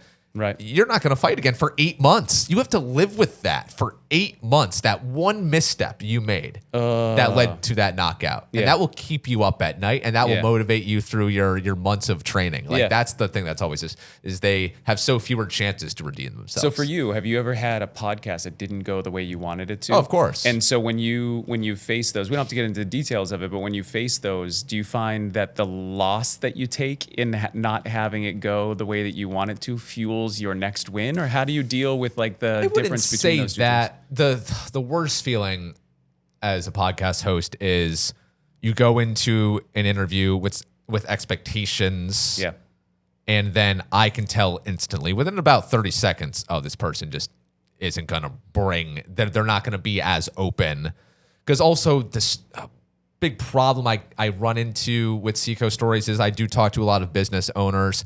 And they oftentimes just want to talk about the business. Right. They want it to be a straight business promotion. Right. And when a lot of people pitch themselves to come onto the show, it's just like, hey, I want to talk about X, Y, and Z. We just launched this product, blah, blah, blah. And I'm like, you don't get it. You're right. Like, this isn't advertising. This is a conversation. Yeah. The hook, the thing that makes you Seacoast Stories worthy is that you own this beloved business in Dover. Right. But in my ideal world, we hardly talk about the business. We talk about you, the person.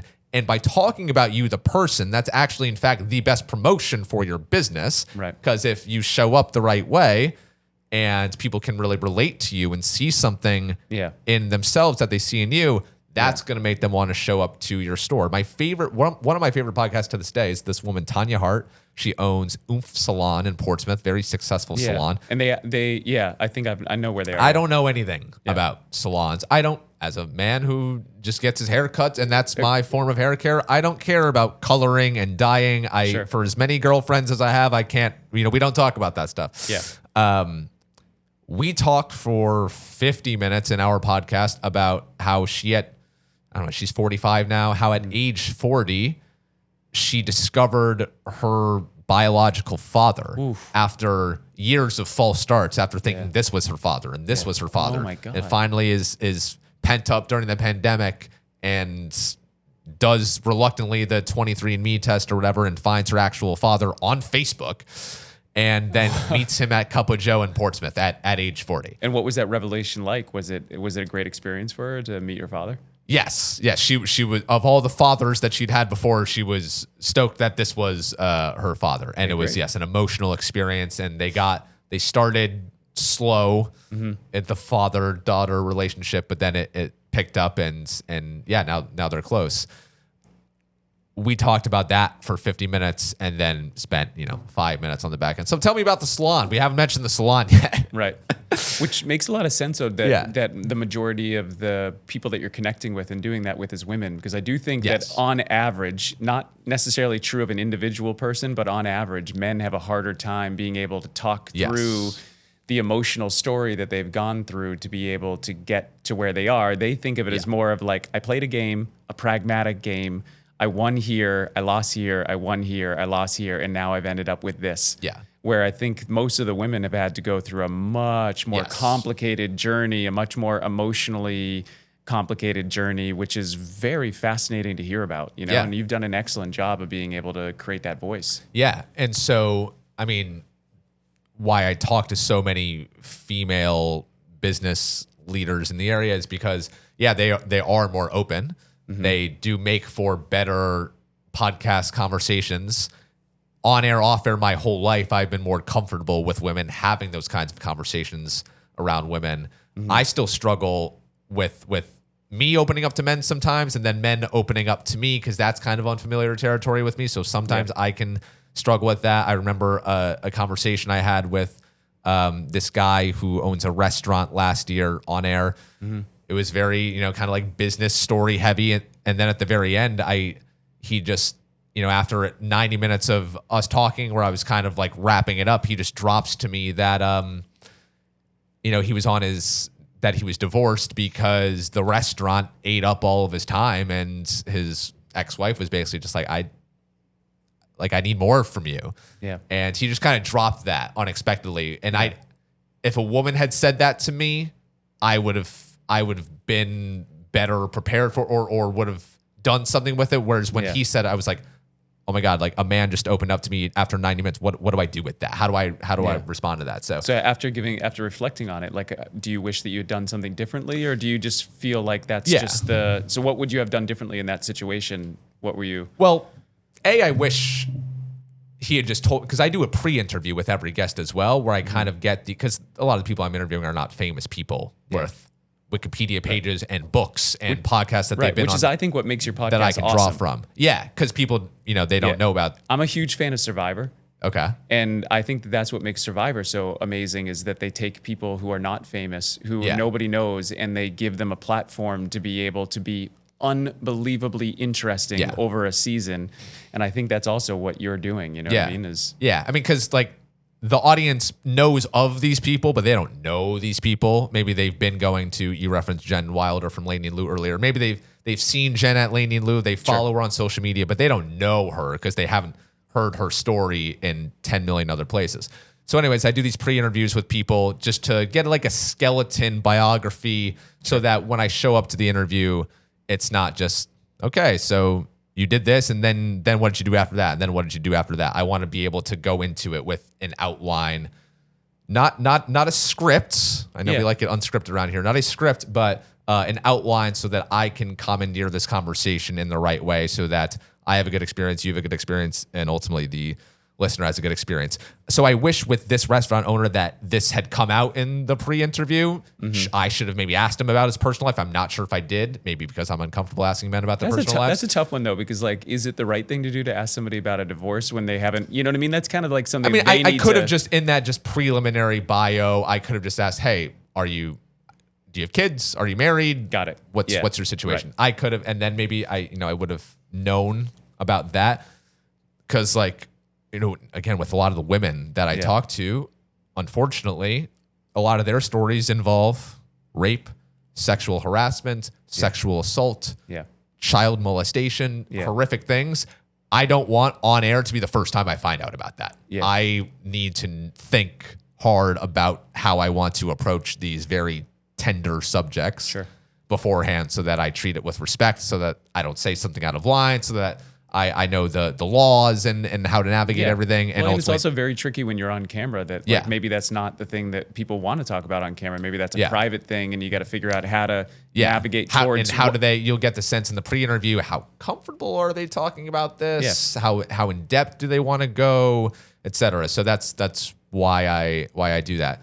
But with the restaurant owner, I wish I'd approached it a little differently, but it was just a good kind of eye-opening moment for me, self-reflective wise, where I was like, I can get in. I feel more comfortable getting into it with women than I do with men. So that's something I need to work on. Yeah. And back to the why though? Why do you think with men? I mean, because like I think because it's an interesting thing for us to play out, right? Yeah. Like we could.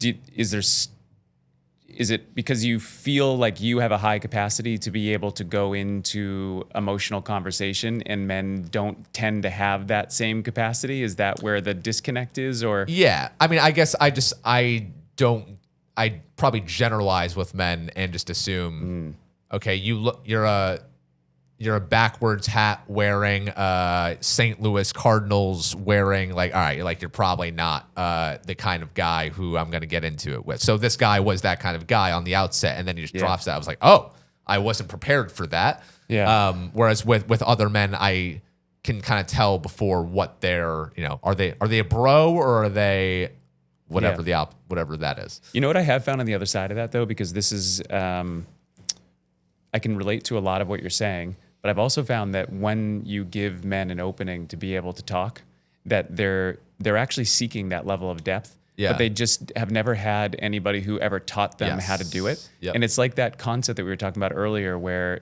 the beautiful part about being alive is that you get good at anything that you practice.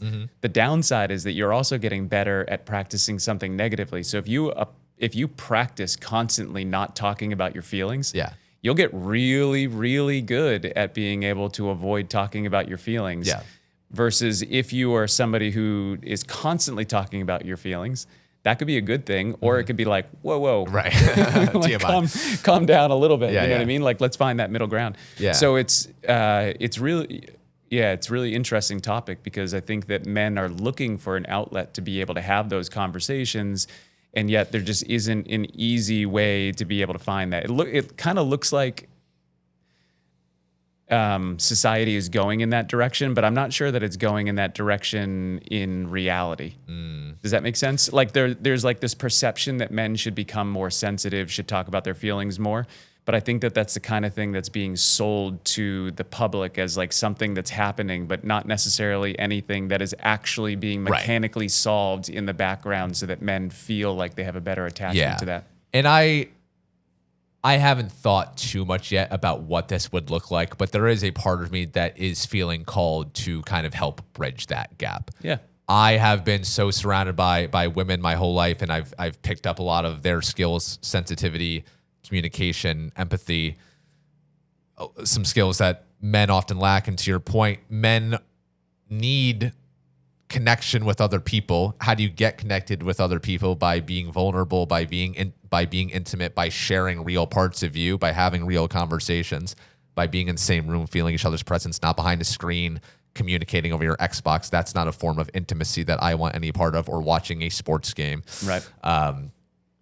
We need to get closer. Men are really, and I get so much shit on my podcast every time I talk about the subject. When I talk about the male loneliness epidemic, about men struggling and men's mental health issues, and there's a lot of women who just don't want to hear about it because it's the mindset, hey, you've had your time. Like this is your time. Like, we struggle, now it's your time to struggle, which I don't love that thinking either. I don't think that's fair.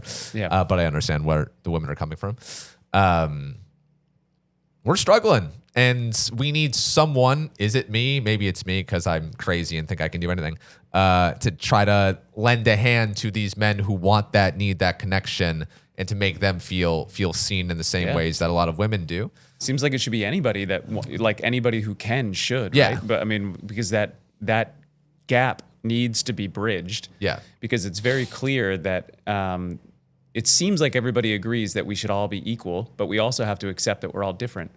And we have to try to figure out how to fall in love with each other again for those differences, and not want to be like, it's us versus you. Oh, I know. I'm so sick of that mentality. But I will tell you, from my own personal experience, and this is, because I know you play basketball.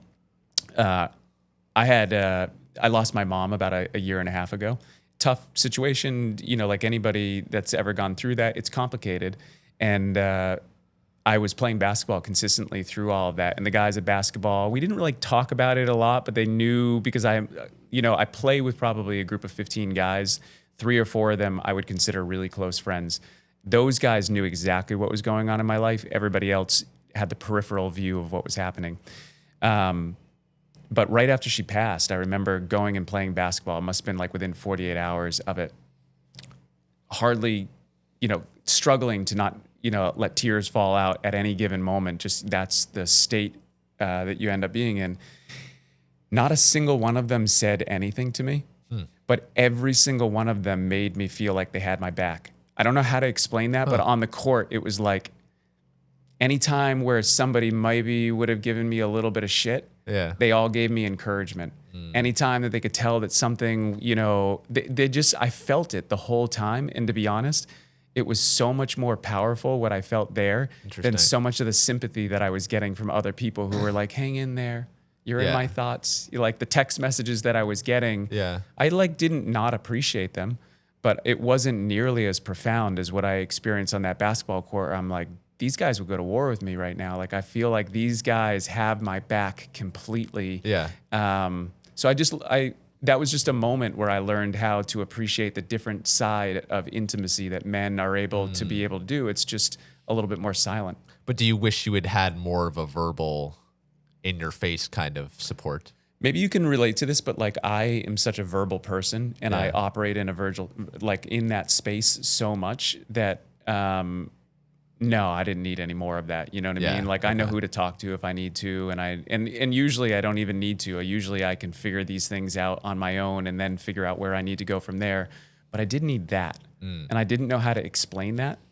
I didn't know how to explain that I needed people to silently just like, And I had experienced it before because there was a guy that we play basketball with who's become a close friend of mine whose son passed away. And every single person that I play basketball with, every single person showed up. And we all were there. Like we filled almost half of the space for the funeral. Like it was, I don't know. Like it was just different. I had never, up until that point, I have a wonderful father. I have, a good relationship with, I've had good relationships with men, but I've never, in a lot of the ways that you've described, I've always found that women are far more empathetic. So if you're going to go to a conversation about thoughts and feelings, you're usually going to get a better one if you find, a woman to be able to share that with. This was probably the first couple of times that I'd ever like, oh, it's just a different language.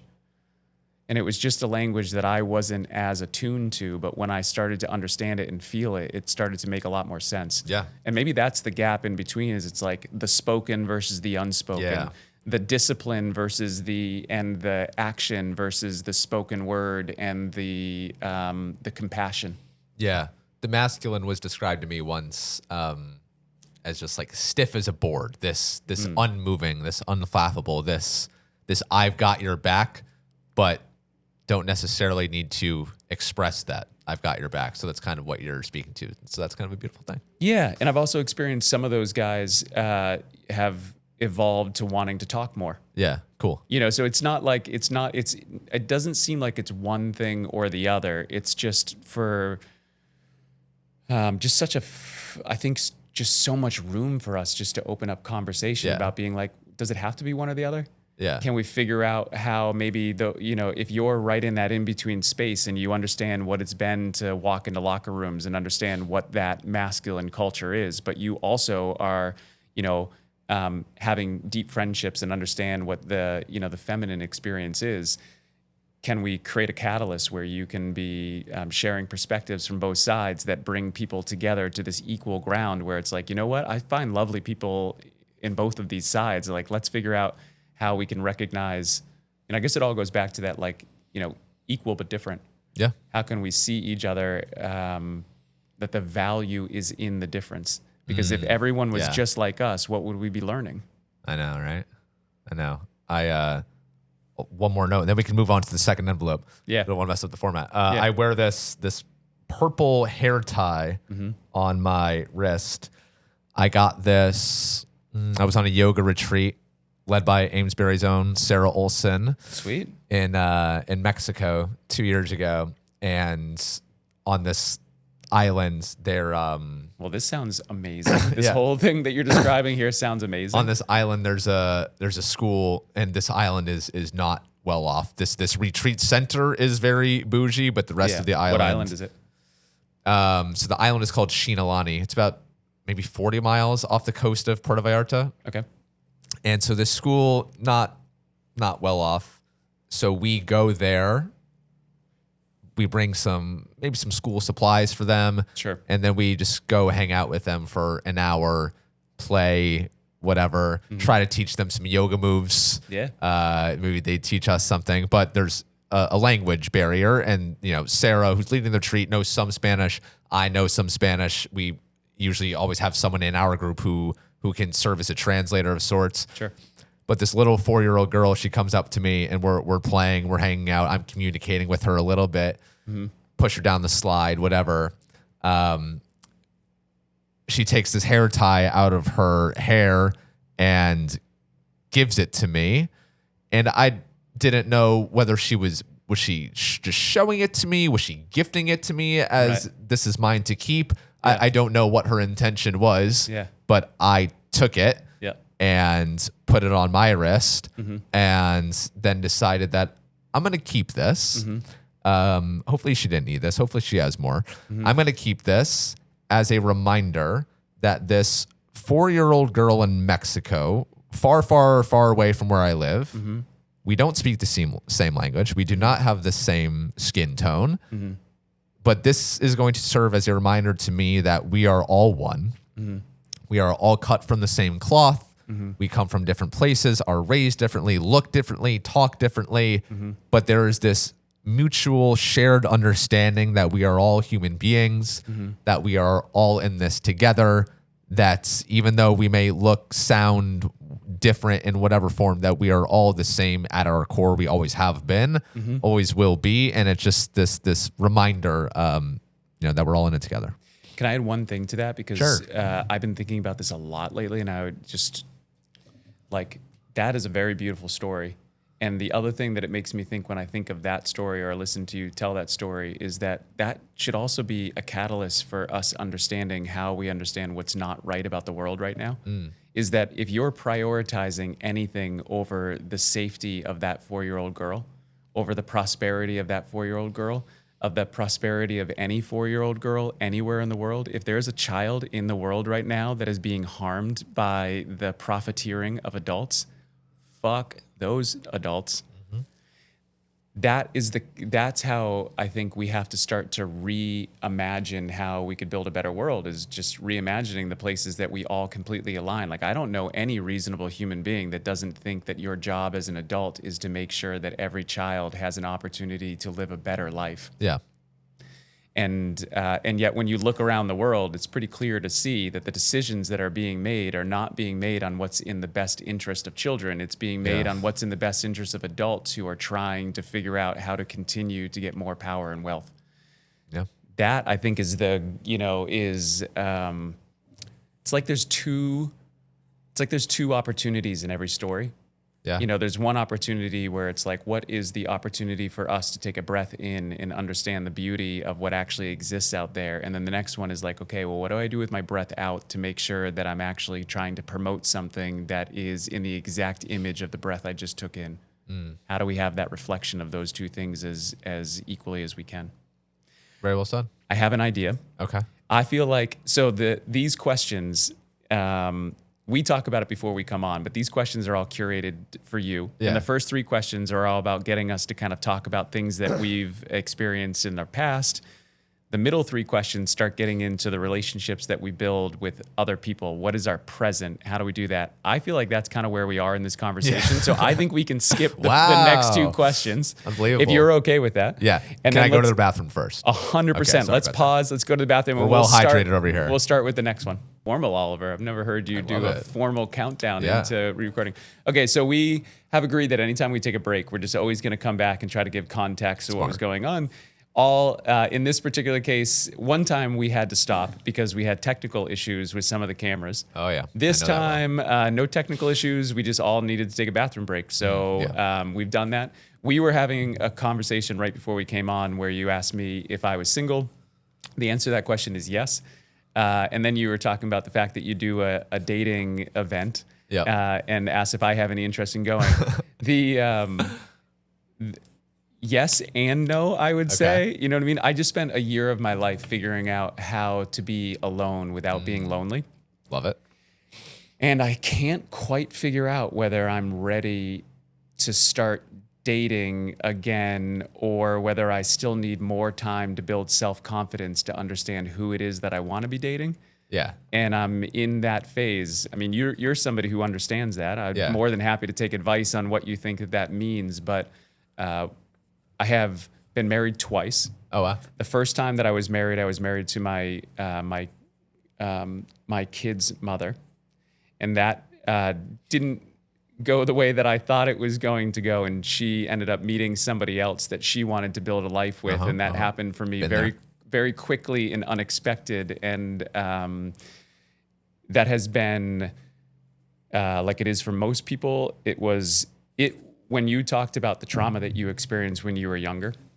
That was probably the first time in my life where I had ever experienced anything that was that level of traumatic to me personally. It doesn't mean that it was the most traumatic thing that's ever happened, but to me, it was a Yeah. big separation between, what I thought my life was going to be and what my life all of a sudden became really quickly. But it was also this amazing pivotal moment in my life because I very clearly remember right after I learned the direction that this was all going to go, I remember scooping up my kids. I remember bringing them to my parents' house, who I'm very close with, dropping them off, and just having enough physical energy to get out to their front yard before I collapsed. Cried like I've never cried before in my entire life. And I remember having this thought of feeling like I have never had feelings that made me feel like this empty. Like there's absolutely nothing. Everything that I thought my identity was is now gone. All of the work that I put into feeling like I was a father, I was a husband, I was all of these things. Just, it's not like I didn't have the consciousness to understand that they were still there, but they just weren't there in the image in which I had imagined myself being those things. But for whatever reason, and I don't know if this was me or if this was just something that was flowing through me at that moment, but at the same time that I was having this like devastatingly powerful feeling of nothing, I also had another feeling or something that came through that said, like, logically, what's the difference between having and feeling like nothing and having all of the opportunity to become anything that you want? And that thought never left me. It was just always there. And then I went on, and I think partially because I was quite depressed and partially because I was just struggling a lot, I got married about a year later to somebody who I was in love with, and I have a deep respect for, and is a very interesting person. But we were trying to blend families. She had a son who was older than my kids, and we tried for 8 years to make that work with the blending side, and it just wasn't. And I could never find peace, and so I decided. Shortly after my mom passed away, I decided that I really needed to use that as a catalyst to change my whole life. And I did. And so I spent the last year just completely by myself, raising my kids, doing that. And even when I was married the second time, I was pretty much raising my kids by myself. So I'd kind of understood what the rhythm of that was.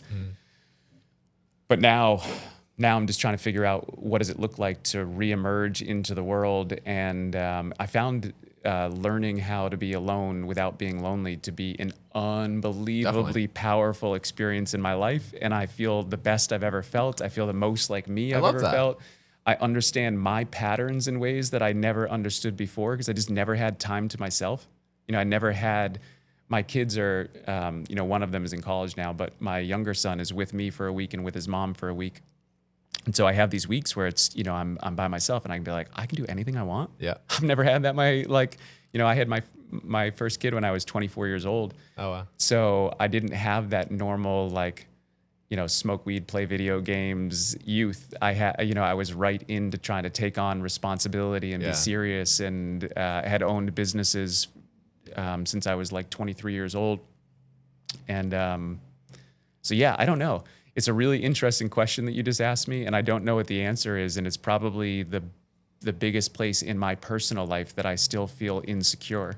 Interesting. And I have to try to figure out, how do I build up the inner confidence to be able to decide, how will I know how to understand when I meet somebody what is passion versus what is the chemistry that I'm actually looking for. And I think what I've been doing my whole life is that I have put my someone who excites me over someone who sees me. Yeah. And maybe vice versa too, Yeah. you know what I mean? And now I'm going to reposition myself where I'm going to be very patient to try to figure out how I can see someone and allow someone to see me completely. And then I'm okay, even if that passion part of it has to grow over time. You know, I'm going to leave more room for that to be something that can grow. Whereas before, that was the thing, like if it wasn't there, I wasn't going to consider it at all. And that, I think, forced me to be a little bit blind in making sure that the emotional chemistry was exactly where it needed to be. Yeah. But I don't know. I'm trying to figure it out. I would say this relationship advice is coming from a person who's never been in a serious relationship at age 30. I think you're overthinking it. That might be true. I think I personally in my life, and I live my life this way. Maybe I need to rein it in a little bit, but kind of to my point with Deanna earlier, I'm just such a just do it. Like just do it for the story, do it for the plot, like live your life. Yeah. What is it? Occam's razor. If you stay home and don't go to the event, you know what the outcome is going to be. 100%. If you go, sure, it might not live up to your expectations, or it could lead you to a crazy night, a really interesting person, a fascinating conversation, a future guest for the Unscripted room, something, a business part, whatever. Yes. It can lead you to something, and you don't know what that thing is. Yes. And I think, selfishly, as someone who's biased and wants, to see you at this event, which is 35 and over. Okay. All good things that you're saying. Yeah. Should think you should just go. It doesn't have to mean, I don't think it has to mean as much as you are thinking about it. No, I think you're absolutely right. And I think one of the things that gets a little bit trickier about it is when you have kids. Yeah. Because then you're not just thinking about what's my result in it, but also, it's difficult because when you make a mistake, and I don't even believe that I'm not even 100% sure that you can make mistakes. I think you make choices, and those choices have consequences, and those consequences have long-term ripple effects and where they go. Yeah. But as an adult, you start to realize that my choices do have long-term ripple effects on my children. Definitely. And so I do overthink it. Yeah. That's, I think, is the key. And this part is of what coming you're from the saying. perspective of someone who is not in those. Yeah, situations. but I love that that's the case, and I think that usually there's several people that I work with on a daily basis who I love working with because their perspective is 100% different than mine.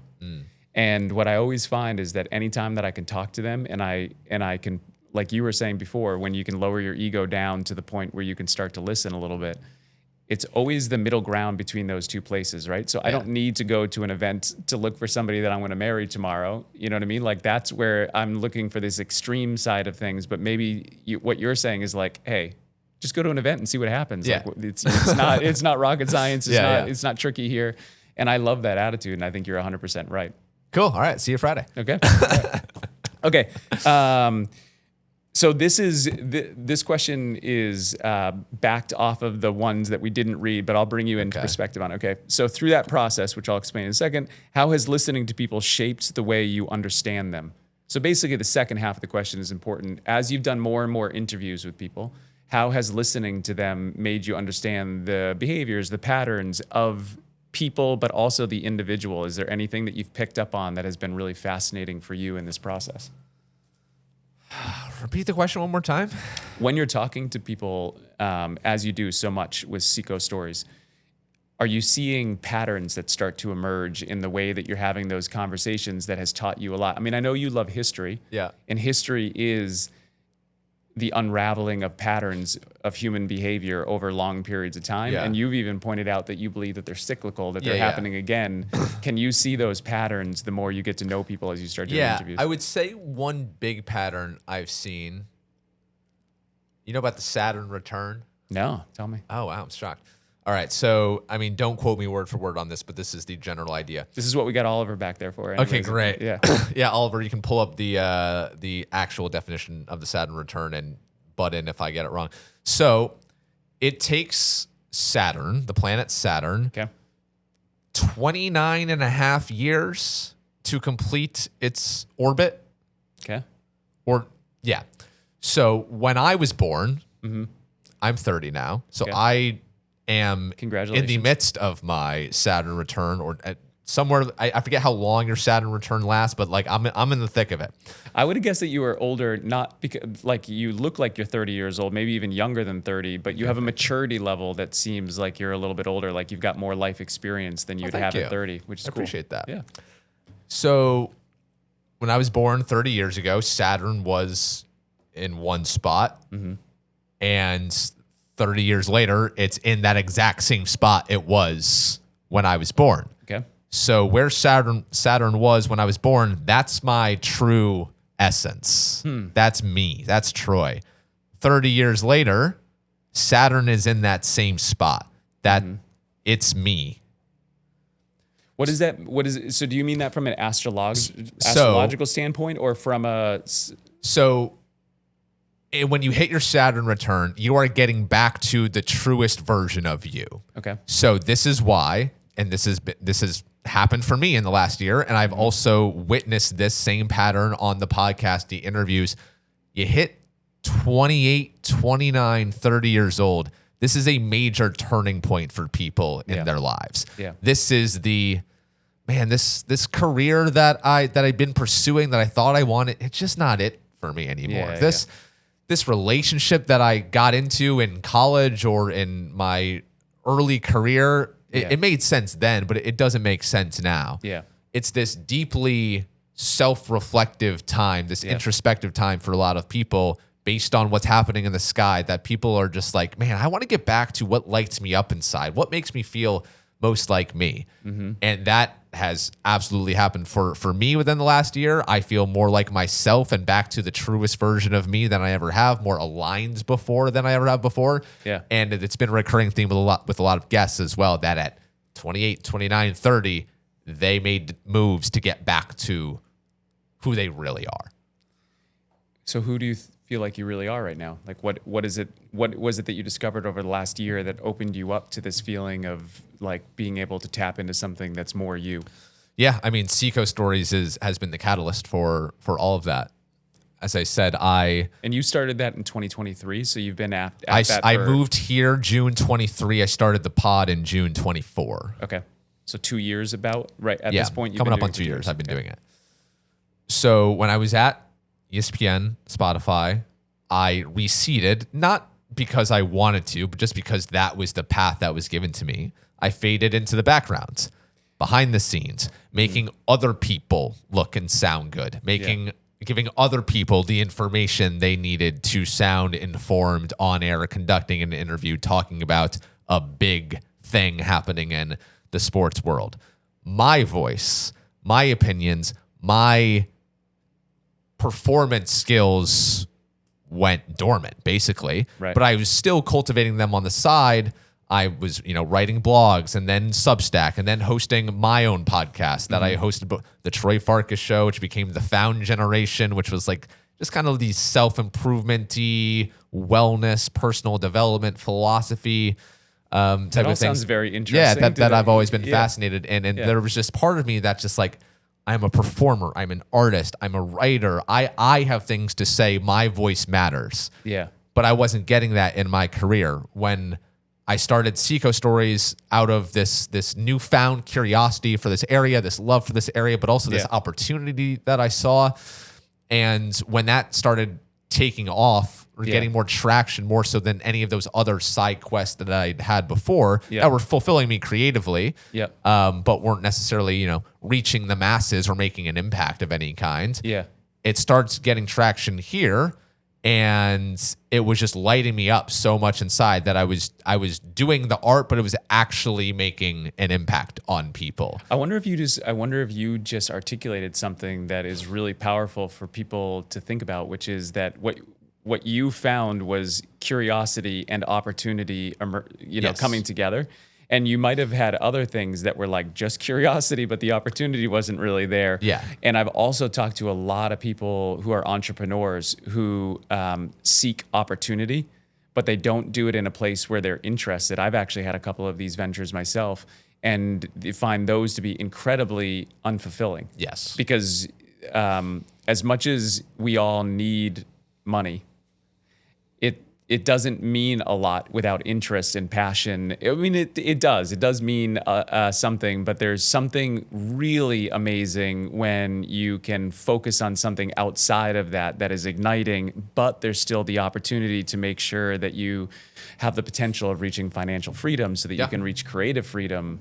But that's profound what you just were talking about there. And I mean, I got, basically what you're talking about. I mean, there's a point around this time last year where I'm kind of at I'm the most experienced I've ever been in my career, but also at the worst point I've ever been in my career when I was still at Spotify. Yeah. The UFC hosts that I'd been brought there to work with, they had left. I chose to stay. Yep. So I was now filling in on NFL podcasts and NBA stuff that, like 19-year-old me would have been screaming over. But by that point, I'd kind of been there, done that. Right. And sometimes when you know how the sausage is made, you're kind of like, Yeah, exactly. Yeah. And like, I didn't love the wing of Spotify that I was working at. It's an all remote company. Didn't feel super connected to it. The people that I loved working with there weren't there anymore. So I was just kind of like floating about. Yep. And so I remember there's, day job. I'm working at Spotify. I hate it. And the Tuesday afternoon podcast I'm producing about baseball cards, because that's what they'd assign me to. I don't care about baseball cards. I would have to I'm a lightweight. I would have to have an IPA to get through the edit of that. I'm the best drunk podcast editor in the world, by the way. If that's ever an Olympic sport, I will win the gold. Well, if I can put a vote towards making an Olympic sport, just let me know. I'll do my best for you. But. Thank you. But I hated it so much that I had to get into a slightly altered mind just to get through it, just to make it somewhat enjoyable. Understood. Whereas the stuff with Seacoast Stories, it was just lighting me up so much. Getting out in the community, out in front of real people, hosting events, live podcasts, making an impact, having conversations that not only touched me, but touched other people and supported local businesses and wrapped together all these facets of me that I love and all these interests of me that have been present throughout my entire life, and throwing them into this thing. That's where, and then when Spotify thankfully laid me off 10 days before the actual 29.5 Saturn return date. Wow, really? The universe sending Full me circle. that sending me that sign. No one has ever been happier than me receiving a layoff call. I was overjoyed. Yeah. So you were working Spotify as you were getting Seacoast Stories up and going. And so the transition that you made to going full-time with Seacoast Stories was perfect because Spotify, gave you the... So Spotify lays me off on 6/03 day, June 3rd. Okay.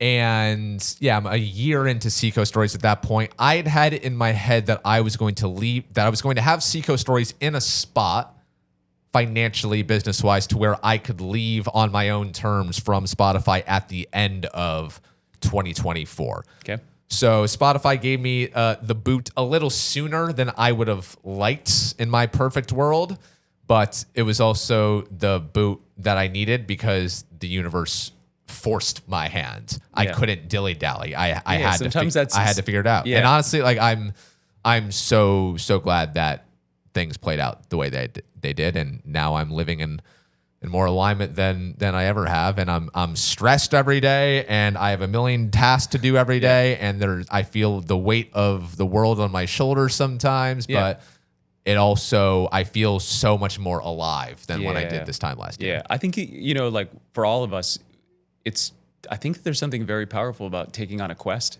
Yeah. About trying to figure out, is there something calling you? What's calling you? Yeah. And how exactly should you answer it? Where do you go with that? And I think that you mentioned some really good things, right? It's like curiosity, opportunity. And then I would say the last one, and I would be really curious to know what your thoughts are on this, is who benefits from it? And first and foremost, I just want to acknowledge that I don't think that anybody should do anything where they don't make sure that they're the primary beneficiary of what they do. Yeah. Because it's just not honest if you don't do that. And you end up building pretending to have, instead of having character by doing something that is for you and for everyone else, you end up becoming a character trying to make sure that people don't realize that it's just a selfish endeavor to some degree, and that's what everybody's doing anyways. You know what I mean? So And that kind of gets into how people ask me all the time. Probably the most common question I get is, how do I choose who comes on the show? Mm-hmm. And to your point, there's 4 ways people come on the show, but there's a big gap between A and B, and then C and D. A is, who do I want to talk to? Who am I most curious about? What do I want to learn more about? Great way to do it. People will sometimes get mad at me for who I choose, or say, you should talk to this person. They're doing really great work, really noble work. A lot of the nonprofits pitch themselves. Mm-hmm. And as much as I want to highlight all the nonprofits and try to solve all the problems in the world, they oftentimes just don't lend to good conversations. Mm-hmm. And at the end of the day, I am trying to have good conversations, trying to grow my audience with every conversation. People don't understand the full media 360 landscape of what I'm trying to do. Will it play well on social media? Does it promote businesses? Does it do a net good? Will I enjoy it? Will they be good? There's all sorts of things that go into it rather than just the surface level. Oh, this person is trying to cure blindness, just insert noble cause. You should talk to them. I'm like, well, can they string together a couple sentences in a compelling way? Yeah. I'm finding in a lot of different facets in life, there is no simple conversation to be had. You know what I mean? Everything is complex, and trying to find people who are willing to have complex conversations is not easy. Yeah. Right? Because there are simple things that we all want. Like, whoever's trying to cure that blindness, like, I hope you do it. Yeah. I hope you make that happen.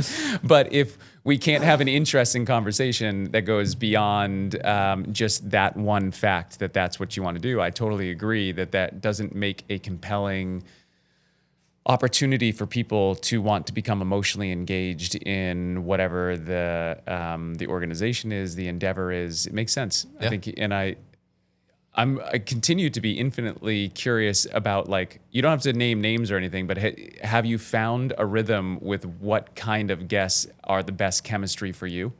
Like, do you, like, obviously one layer of that is, like, that women business owners, that you have chemistry with them, they have chemistry with you. That's a great environment to be in.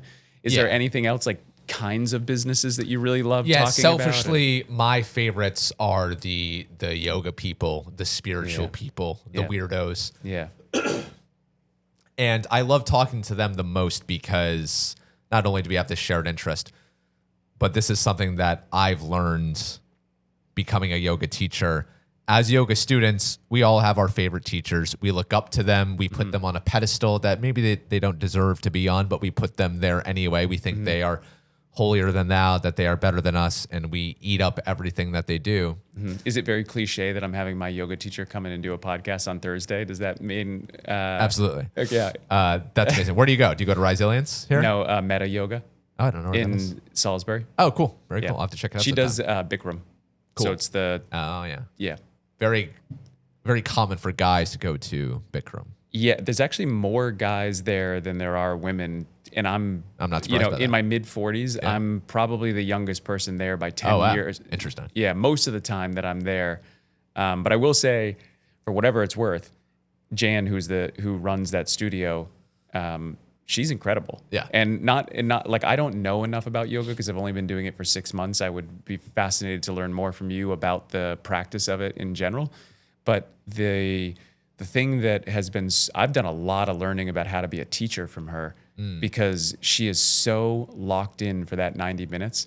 It's the hardest exercise I've ever done. I've done other challenging athletic things. I've done 8-hour eco races. I've done things that I tried to push myself hard physically. And the first 3 times that I went to her class, I thought that I was going to throw up. I thought I was going to have to leave. It was so hard. And only now I have an MCL injury that I'm trying to recover from. So I'm trying to figure out what I can and can't do. So hot yoga was your first yoga? Yeah. Interesting. Well, not exactly. So I got to the point last year where I started to just feel that I was burning myself out. Yeah. And I started getting these back injuries. And I was not able to figure out how to get rid of my back. Was just getting so stiff. I couldn't move. I was really struggling. And I decided I got to make a change right now. I got to do something that's outside of my normal rhythm. And so I started looking at this solo travel opportunity, and I found an organization called Flashpack that Okay. you can travel. It's only 35 and above that you can travel anywhere in the world. Essentially, they have trips going on at any given moment, and you just meet strangers, people you've never met before. So I was having a particularly rough night with my back, and I was like, I'm not going to be a victim of this anymore. I'm going to find a way to give myself a target, and I'm just going to figure out how to do this. And the only time that I had that I didn't have a responsibility to my business or to my kids was this 1 week in October, or like kind of a 2 week period in October that I could make work. And it happened to be in Thailand, which was worst case scenario because I had to get on a plane for a really long time with a back that I was feeling a little out of shape with. But I went to Thailand and had an interesting experience. I wouldn't say that the solo travel was what I thought it was going to be, but I had this one night where we did a yoga experience on a rooftop in Phuket, which is like the second largest city in Thailand. And the yoga instructor was great, but I was like going through these yoga poses, and I had never really done any of them before, but like every position he was putting us in was essentially these stretches that I had been trying to figure out how to do on my own to get my back to loosen up a little bit. And as he was bringing us through those yoga poses, I have still to this day, I'm not 100% sure. I haven't gotten to the bottom of the why, but I just started crying and I didn't know why. And it just was like pouring out of me. And I felt like it had something to do with my mom, but I wasn't 100% sure what was happening. Was any in of that these moment. poses half pigeon? I don't think so. Okay. They weren't. Were they deep hip openers? Maybe they were not the same poses that I'm now doing in these 26 poses that goes along with hot yoga. Oh, right. So but I just made a decision in that moment. I'm like, for whatever reason, I've spent all of this time avoiding yoga, even though I thought that it would be an excellent thing for me because I'm fairly athletic, but I've always been very unflexible. Yeah. So I've been nervous to go to a yoga class because I thought, man, this is going to be really embarrassing. That ego. Yeah. Yeah. Exactly. And I also thought like, well, this is like majority that are women that are there. Like, is this, what's, I couldn't get my head out of the game to be able to stand it. But that gave me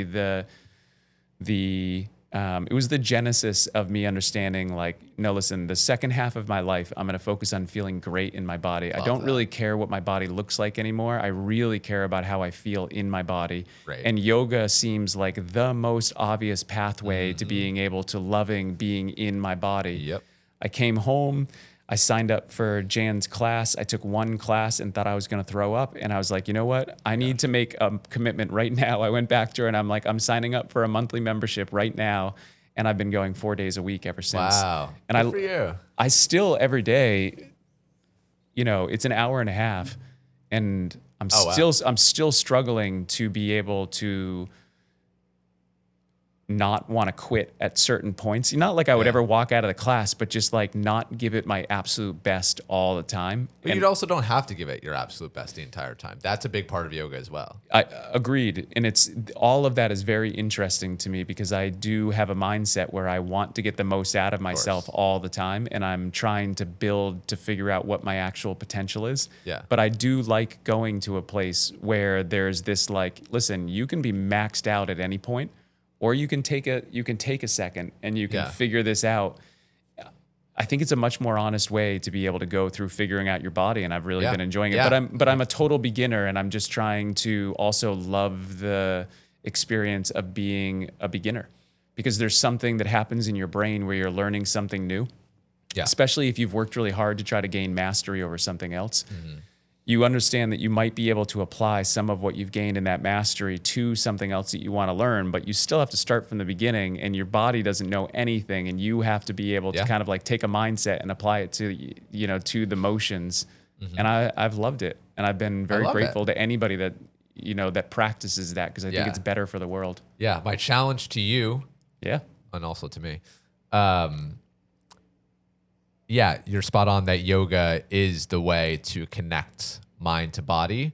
And you are in an era right now where you're trying to honor that connection. I would challenge you to take a class slower, or to, whether your studio offers this or a different studio offers this, take a restorative class, a slow class, a class that has little movement, and see how your mind does with that. Is that yin? Is that how they Yin describe is one it? of them, yes. Okay. All right. this was advice that was given to me that I haven't taken as often as I should. On that same yoga retreat, I got this wristband by Sarah Olson, who was running it. Our first night, we were doing a... Does Sarah own a yoga studio here in Amesbury? No, she'll sometimes she retreats are her business, so she's often traveling. She's home for the summer. She teaches at the beach a couple times. Okay. I don't know she kind of like floats about studios when she's here. The first night was a yin class. I had just gotten off the plane. I wanted to move. Yeah. I wanted to flow. I wanted to sweat. I wanted to do all the things. First class was the slowest possible class you could take, where you set yourself up on bolsters and blankets and you get cozy and there's minimal movement. And we do this for 60 minutes. These poses that we're holding for 5 to 10 minutes, everyone else is so still that they're almost asleep. And I am moving about. I cannot get comfortable. I have so much energy in me that I just want to get out. Sarah comes over to me, puts her hand on my back, sending me this energetic chill. Yeah. Chill out. Yeah. And I still struggled. Afterwards, she was like, you've got to do this more often. Yeah. You have so much fire in you. In yoga, we talk about the fire, the energy, the prana. Yeah. You got to counter it with the water. If you're fire all the time, you're going to burn out. Yeah, that and makes so sense. That's something I'm actively working on and would advise you to as well. You're also having such the cliche Thailand to yoga, post-divorce, post-death of mother, finding yourself. This is great. Yeah, no. And most of the time, I'm horrified by being a cliche. In this particular case, I'm okay with it. You know what I mean? It's like, it is what it is. That was the journey that I was on. And there's probably a reason why that cliche exists. Because it's some form of evolution. And you probably got all crystals in your bedroom now. That I have not done yet, but if you're going to make another recommendation, I'll have to get yourself a pendulum. We'll see what's going on in your chakras. Here's the thing, though. So, I am someone who tends to spend more time in my head than I do in my body. I think a lot. And but I really, really want to concentrate my thinking around avoiding magical thinking and trying not to be a conspiracy theorist. Okay. Right? Which is very hard to do these days. So it's really wonderful to get grounded in something like yoga or like these other things where you can have a spiritual connection to what's happening in that moment. But it doesn't require you to do any magical thinking. It doesn't require you to, to believe in some conspiracy that like this rock is going to cure my MCL. Right. You know what I mean? Like we'll try anything. Why not? Like, what does it hurt? But I also don't want to fall into the idea that there is some magical solution. I think most solutions happen because you're willing to make choices that have the likelihood of having positive consequences that are compounding over a long period of time. Yeah. And so I like to try to make micro choices all the time that are going to improve my life. Improve the life of the people who I love and improve the, hopefully if I can get to the point where I'm improving my life in the life of the people that I love, that I have the capacity to also offer that to some community. Yeah. Very well said. Let me answer your question. Yes, please. How I brought up the yoga teachers. Okay. Those are my favorite conversations. We have the shared love of yoga. Okay. And back to what I was saying, like none of the yoga teachers are gurus. None of them. They all became yoga teachers. At least this has been my experience because they went through the mud. They went through the shit. They had all the things happen to them. Yeah. And maybe they reached their Saturn return and were like, I want to do something different. There's a different way to live. And then they started studying the 8 limbs of yoga and whatever. They go on a cliche journey. They go to Thailand, whatever. And then they come out on the other side of it and they lead others through these beautiful things. And by the nature of that road to get to what they're doing now, they had to go through it. It involved a lot of introspection, a lot of talking with themselves. Yeah. And so naturally, they just end up being the most willing. They have the most compelling stories, the most inspiring stories, and so much wisdom to share from the years of experience of going through it. The yoga teachers that I know and I'm close with, like, they've been through the ringer in their ears, and they've come out on the other side of it and are these beautiful inspirations for how to live your life. Yeah. But they are not gurus. We are just as when I'm at the front of a class, like I'm battling all the same doubts and fears that you are. I'm no better than you. We are equal, and so that's Equal something I but want to drive home. different. Yeah. So it's interesting because I agree with you. The people that I've ever talked to that seem to be the most interesting, the most profound, have something to say are the ones who have had some real struggle. Yes. You know what I mean? Definitely. And sometimes it's very challenging because sometimes that struggle can happen when you're a child. And those are very, very difficult kinds of struggles to unravel. Yeah. There's pretty conclusive evidence now that the majority of the way that our mindset gets set up is from conception to 7 years old. I don't know that 7 is conclusive, Yeah. but from conception until a certain age is where the very deepest part of your subconscious starts to get set up in the way that we organize our thoughts, the way that we organize our emotional responses. So if you have a trauma during that time, it's very, very difficult to unwind. Right. It's very difficult to go through your mind and find that trauma to be able to forgive, to figure out who to forgive so that you can move forward without feeling like a victim of that moment. Yeah. But I'm also equally fascinated in this idea, maybe because I have children and because I want this to be true, that people can become interesting without trauma. Yeah. Is it possible that that as humans we can figure out how we can find depth and we can find something real about our existence and about the authentic relationships we want to create with other people, and that we can do something that makes us feel connected without having to go through trauma to get there? Because I really, but I think trauma. I mean, obviously varying. It's on a sliding scale, but I think it's an inevitable part of the human experience. Yeah. I had this, so my son started this year. He's like 2 days away from finishing his freshman year at CU Boulder. Oh, wow. And it was a big event in our life because it was the first time, that he went to go have this independent experience. And he's an amazing kid and he did an amazing job in his freshman year. And I'm so proud of him. But right as he was trying to choose schools, I came across this story that somebody else had told. I was watching, like, it was on YouTube Shorts or something like that. And the story that this guy was telling was he was explaining that there is something that is very unique about buffaloes and cows, that only buffaloes and cows have this one very distinct thing. Have you ever heard this before? No. So buffaloes and cows, they have this very unique ability to be able to measure barometric pressure. And it's so fine-tuned in them over thousands of years of evolution that they not only have the ability to understand when a storm is coming, but they also directionally understand where the storm is coming from. So before we started to domesticated them essentially, so when buffaloes and cows were able to roam anywhere they wanted to, what would happen is a storm would be coming, and cows would get this unique sense that the storm was coming, and they'd get the unique sense of where the storm was coming from, and all of them immediately would start running away from the storm.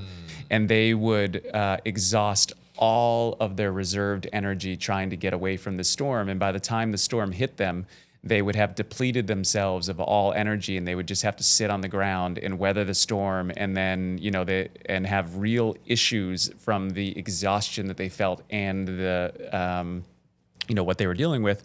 Whereas buffaloes have exactly the same mechanism, only one trait difference, which is as soon as they sense that the storm is coming and they sense the direction of the storm, they run directly into it. And they run as fast as they possibly can into the storm, and they exhaust their reserved energy so that they get to the other side of the storm so that they can eat whatever is there that has been growing from what that storm just left. Fascinating. And my son just went to a school whose their emblem is the buffalo. And so that became this mantra in our house, is just like anytime, we would do anything, we'd be like, all right, let's be a buffalo. You know what I mean? Let's run into the storm. There's no way that you're going to avoid storms. Storms will always be there, but your choice is that you can either run away from it or you can run towards it. And everybody's going to eat a shit sandwich along the way, but you got to figure out when you do that, are you going to do it as something that has traumatized you that you can never come back from? Or are you going to do it as something that was a really tough lesson that you now have to take and turn into fuel to figure out how you, that you understand that storm is something that you know how to avoid next time. You know how to navigate around. And that's really tricky stuff. Yeah. But I mean, I'm a big proponent of running toward the storm as well. I mean, a lot of people think what I'm doing with Seacoast Stories is this very wholesome, this very, I'm doing such a positive thing for the community. And in some ways it is, but I'm not going to stray from, like, I had this conversation with a sponsor recently. Yeah. Big corporate company. Yeah. And they're like, we love what you're doing, but we couldn't sponsor an episode that touches on this subject. We couldn't do an episode that touches on this subject. We want nothing to do with that. Fascinated to know how you're dealing with this, because this is something that we consider all the time as well, Yeah. And my hope, I want to challenge myself. I don't want this to be cookie cutter. Selfishly, I'm trying to grow as a person. Yeah. So I want to be open to all different kinds of perspectives. I want to get into the stuff that makes me uncomfortable. I want to get into the stuff that I don't know anything about. I'm willing to look stupid. I'm willing to look clueless, but I want to get closer to the truth. I don't want to protect myself from anything. So, I had a conversation in January with a somewhat controversial figure named Anthony DiLorenzo. He's a very wealthy man. He runs Key Auto Group. He owns a bunch of real estate in Portsmouth. He's made a lot of decisions in downtown Portsmouth that I don't think people view him too favorably of. And he's also a Republican running for U.S. Congress later this year. Sure. And the Seacoast, I think tends to be more liberal. I'm still trying to figure out where things stand, but I think they tend to be more liberal. So I got a lot of shit for having him on. He comes on the show and he talks about, that he likes some of the things that President Trump have done, et cetera, et cetera.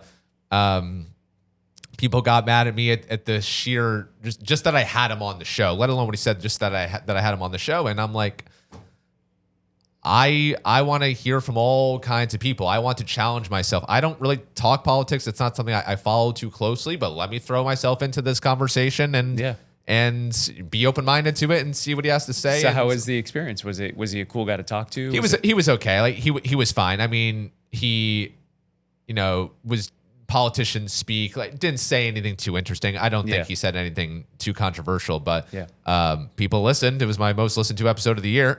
There you go. Yeah. But I'm like, I'm willing to throw myself into the fire and to take the shit sandwiches that come with it. And I had something in February happen as well where I got a lot of blowback. Some of it was very deserved. I made some mistakes in it all, but I'm gonna not let things like that deter me. The online blowback I get, the in real life feedback I get in this small area. I have lost some friendships. I have lost some business relationships because of things that have been said on the podcast, but I'm gonna keep being open to all directions and all experiences of life, because going back to what we said earlier, like, I don't think anyone's right.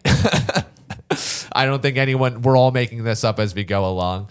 We're all just human beings here in the blink of an eye trying to figure it out, and we will all be dust. I wrote a book a couple years ago. One of my favorite lines from this self-improvement book I wrote was like,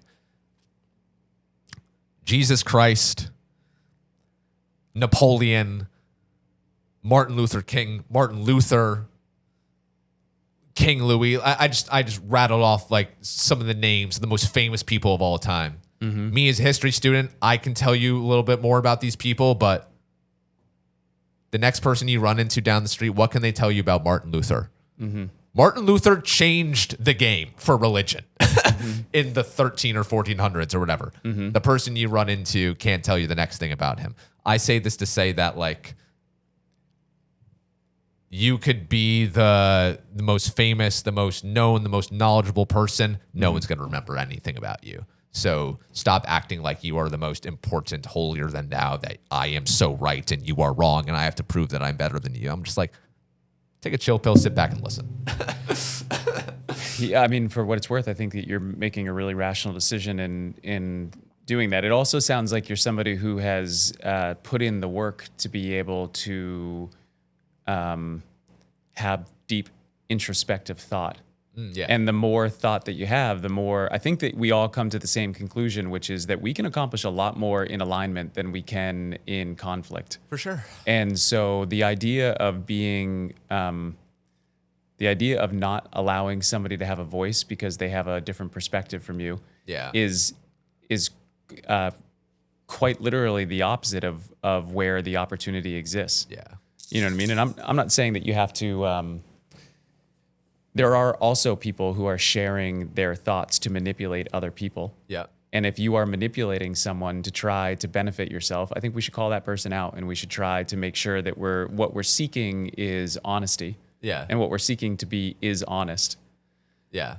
But I don't think that honesty requires us to all have the same perspective. For sure. In fact, I think we can only figure out what is actually true if we share our perspectives and they're different.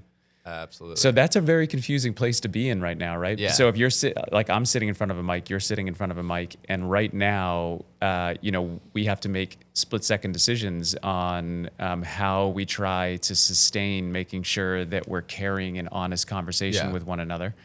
What has happened when you've run your podcast and you feel like that's not happening on the other side? How do you handle that? Yeah, like I've gotten some blowback for some of the people I've had on or some of the things that have been said, and you can disagree with what they say or whatever. That's fine. That's you're right. But the fact that people have said to me, because you had this person on, because this person said this thing, unfollow, unsubscribe. I'm telling everyone to not listen to Seacoast Stories. Yeah. Label me as X, Y, and Z. Yeah. Because someone said on my show that toxic masculinity isn't real, to then label me as a misogynist for having that conversation, I just think is so short-sighted, and I feel so sorry for you that you are so close-minded that you are not willing to, that you are going to just write someone off completely as a person because they've said something that you disagree with. Yeah. And just because someone said that on my show doesn't mean I agree with it. Like, I talk to people all the time who say things, do things, live their lives in ways that, like, I wouldn't, but, like, I don't care. Live your life. It's your life. Right. I'm not going to try to tell you how to live your life. All I care about is that you are living authentically, living in your body, that mind-body connection is there, and that you are living because you feel that way and not because someone else has told you to feel that way. Right. That's where I come from. And so it breaks my heart when people write people off as human beings. My line is like, as long as you're not inflicting violence or advocating violence or advocating harming other people, like, you're good in my book. I don't care what you think, just don't hurt people. Yeah, I think that's a very pragmatic and fair way to think about that. So I told you we did a podcast yesterday with some business owners in town. Yeah. And one of the things that came up, it was a couple that we were having the conversation with, and one of the things that came up was he was British, she grew up here in Amesbury.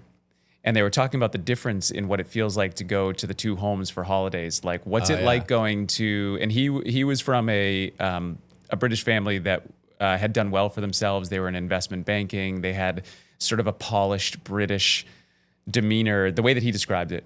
And the conversations that they were having there were so dramatically different than what was happening in Amesbury. And they kind of felt like they were living in these two worlds where they were like, it was difficult to figure out where they might be walking on eggshells as they tried to balance, what it meant to be in love with both sides. Yeah. You know what I mean? And live in both. And we had this, I thought, what was a really fair and interesting conversation about how insane it is that you could possibly have an opinion about someone or something that you've never experienced, that you do not know, and you could allow that to be an interference between having a closeness to someone who you do know and you do love. Yeah. we've all experienced it to some degree. It's very complicated because it's a very complicated world. There's no easy topic right now that you can be like, I'm all in on this Right. being. It's like, no, this is a nuanced thing. Yeah. And it requires the ability for us to be able to have a very complex and nuanced conversation, which requires trust. Yeah. And I think that's actually what people are missing And right an open mind. They're missing an open mind and somebody who they believe is not trying to have a gotcha moment. Yeah. Somebody's trying to have like a, oh, I gotcha. Yeah. That makes sense. Like I didn't understand that before because I had never, because my perspective, my consciousness is this little teeny tiny Right. pinhole that I'm trying to look through, and all I know is my life experience. Yeah. But if you could share your life experience, then it might open me up to being able to be like, oh, that makes a lot more sense. Absolutely. I had this moment one time where I was listening to NPR. I forget what it was, but they have in my opinion, they have some of the coolest like radio shows. For sure. That were kind of maybe even the genesis for what podcasting became. Mm-hmm. But there was this one where they were exploring this guy who was an African hunter.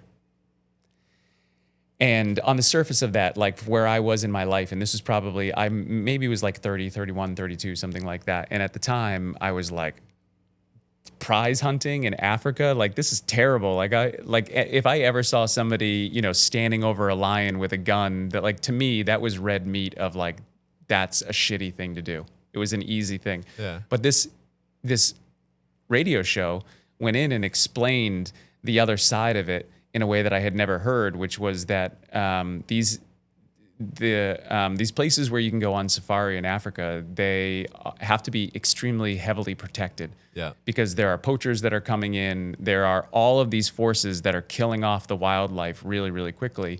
And one of the ways that they're able to keep these things going and the parks going is that they allow hunters to come in and buy really high-priced tickets to be able to go in and hunt down animals that needed to be extracted from that area anyway. Yeah. So there was like, in this particular case, there was a rhinoceros who was killing other rhinos, and they needed to be able to. Yeah. So instead of just doing it from the rangers that were in that park, they allowed that ticket to be sold to somebody for $250,000 who comes in, and then that $250,000 is what actually funds taking care of the other rhinos Yeah. that are living in that park. Cool. It was like, Yeah. not because I was all of a sudden pro hunting or pro anything, but just like, wow, what a blind spot. Yeah. You know what I mean? Like, why did I never think of that before? Why did I never think that there could be something? All ecosystems require something to be Right. yin and yang, Yep. push and pull. There has to be, like, there isn't a world where everything works out for everyone all the time. Yeah. So we've got to figure out, how do we build a conversation that's like, like you said, can you just not be violent with each other? Yeah. Can we not hurt children? Yeah. Can we not murder each other? Yeah. Can we not sexually assault each other? Can we start there as the basics, and then everything else on top of that we can start to layer in some I feel meaningful like that's way. and I feel like that's something we can all get behind. Listen, I'm very curious about somebody who can't get behind that. Yeah. If we establish that as a reasonable place, and you're like, you know what? I just am not willing to give up all of the assaulting that I'm doing lately. I just really want to stick to that, and I feel like I need to put my foot on the ground. I'm like, I think that that's somebody that we should identify as somebody that maybe is no longer should be involved in society with the rest of us. Other than that, let's try to get along. Let's try to love each other a little bit here. Yeah. Like, there's not enough time left, Exactly. Hey, Oliver, you turned on that chime. Was that for how much time do we have left? We got to hit the future card. Yeah, for sure. Currently, you guys have about 20 minutes. Okay. perfect. So here's what I would say: Oh, boy. 20 minutes based on the way that we're going. I think we. Have you ever had to break the rules for anyone yet? Well, there aren't really so much rules, but I will say with you today, one of the things that's definitely happening is that each of these questions is meant to be fuel. Yeah. And it's just like, if the conversation needs more fuel, we try to Right. go to a question to ignite it. You're just not somebody who needs a lot of fuel. You seem like I didn't know this about me. You seem like you're pretty fueled up already. So it's not that it's a conquest to use them or not use them. It's just for you, you're already so engaged and engaging that it wasn't necessary. We hit so many things that we Yeah. would have hit by using these questions anyways. So it was great. It's interesting because I spend my time in interview mode. I'm always in question asking mode. I'm never really on the sometimes I do things like this, but I'm often not on the other side of it. You should do it more often. So I guess I have pent up things to say. No, you're a really fun person to talk to. I think you're open-minded. You, Yeah. you also seem to answer the questions that you're asked really genuinely. You're not, you're not looking for an angle to try to protect yourself or do anything. It just feels like we're having a fun conversation, which is what this is all about. You know, I'm enjoying it. Good. Okay. All right. So here's my suggestion. Okay. I definitely think we get rid of these two. Okay. And then we've got 3 left. We could either do like a speed round through Okay. these 3, or we could slow down and just do the last 2 and see if Let's we get. speed around it. Okay. Yeah. So if we're starting with 7, that's me, right, Oliver? That would be a question for Yeah. So the reason why we It would be me because I was 1, so I've got odd numbers. perfect. You figured this out faster than I did. Yeah, That's yeah. not good. I don't know. I should have to. As Seacoast Stories has grown, how has it changed the way you process your own thoughts and emotions? Ooh. My own thoughts and emotions. Well, it's definitely fucked with my mind a lot because there's so much wrapped up in this now. Yeah. Seacoast Stories, when it started, was just fun side thing. Right. I had no intentions of it becoming a business. Yeah. It was just, this creatively calls to me right now. That's why I'm doing this. Amazing. Those are sometimes the best calls to answer, don't you Yeah. think? Yeah. And so I answered that call, and then I saw this might have some legs to it. People are profiting off of this. I'm highlighting businesses, whether on social media or on the podcast. I think there's a way for me to make money off this too, make a living off this too. And then when Spotify forced my hand, I was like, I want to give this a go. From June 3rd, 25 to June 3rd, 26, I'm giving myself a year Yeah. to make this into an actual business. Yeah. And by February of this year, I was pretty confident. I think as I sketched it out for the year, I was like, I think I've got this. As a single diabetic man who lives in Portsmouth, it's an expensive life that I have. Yeah. Some of it's chosen, some of it's not. I think I can make this business work for the year. But as I've learned from, other entrepreneurs in the area who have their own businesses, your business becomes your identity. It's often hard to separate the two when so much of my business is also, interviewing people, hearing people. It's also just the way I live my life, and supporting local businesses is how I live my life. There has been this, often people, it's like, I'm 9 to 5 Troy, and then I'm 5 to 10 Troy. Yeah. It's all the same for me. Yeah. So there's been a lot of, the likes on social media. Is that a reflection of me as a person, my business? How do I separate the two? So, I really kind of lost my way, I would say, in the last 6 months or so. People are inviting me to everything. I'm going to a lot of events. I'm socially drinking a lot at these events. And I'm like not a big drinker, and also just kind of this lifestyle of just do it for the plot, do it for the story, just do the thing. Yeah. I, started drinking more than I would like. I started staying out late more than I would like. So that's not great for your sleep quality. And then maybe I'm teaching yoga the next morning. Yeah. And so, I don't know, I just started kind of losing myself, maybe believing the hype around me, around Seacoast Stories, people telling me oftentimes just like how amazing I am all the time. And then my business and livelihood being wrapped up in the downloads and the deals and the views and the shares and the saves. I got so addicted to it, not because I needed it personally validating wise, but more so just like my business kind of depends on this stuff. So Yeah. all this to say, and I'm having a blood sugar crash right now. So this is why things are starting to get all frazzled. I think you're making a lot of sense in what you're Okay, saying. great. This is- yeah. I'm glad you're picking up on it. Yeah. Just started looking at the phone all of the time. Yeah. Every ping, every message. I have to respond to everyone. Every video is an indication of the strength of my business. It's not, but Yeah. that's how every podcast is a referendum on my business. And you. And me, Right. really started losing myself in all of that, losing my identity, losing my connection to myself, fracturing that inner knowing that we've spoken about. If there was one thing, Troy, that I really hope that people get from being an entrepreneur, it's that you begin to realize that there should be no difference between you at work, you at home, you with friends, that it's just you. And that you're just doing different things at different times, but it's about staying as close to you as you possibly can. Yeah. I think that's really hard when you go to work and you do a 9 to 5 and somebody else is being like, fill out that TPS report, Right. do this, you know what I mean? And you feel like I'm just putting in these hours so that I can go live this life. You feel like there's a version of you here and a version of you there. And I think that is really taxing on the soul. You might have Definitely. gotten that from Spotify and some, Definitely. some other Yeah. places that you've experienced it, right? So. Yeah. So I really, a month ago, kind of looked in the mirror, which I hadn't really done in a while. Looked in the mirror. I've been a skinny guy my whole life. Like I had a semblance of a beer gut. I put on like 4 pounds. Yeah. For me, that was a lot. Okay.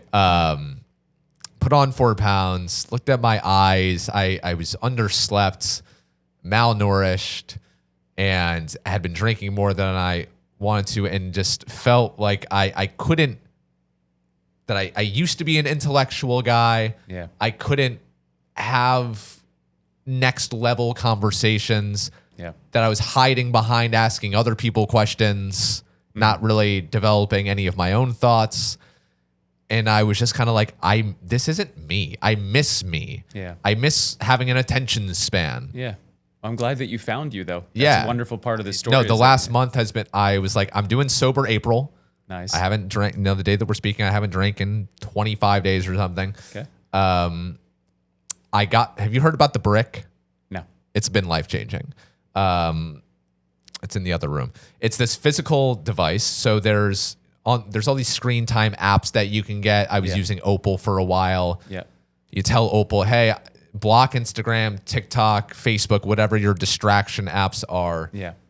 through these hours of the day, and it blocks them. However, it's very easy to bypass. Yeah. You can, with one tap of a button, wait 60 seconds and then you can open Instagram.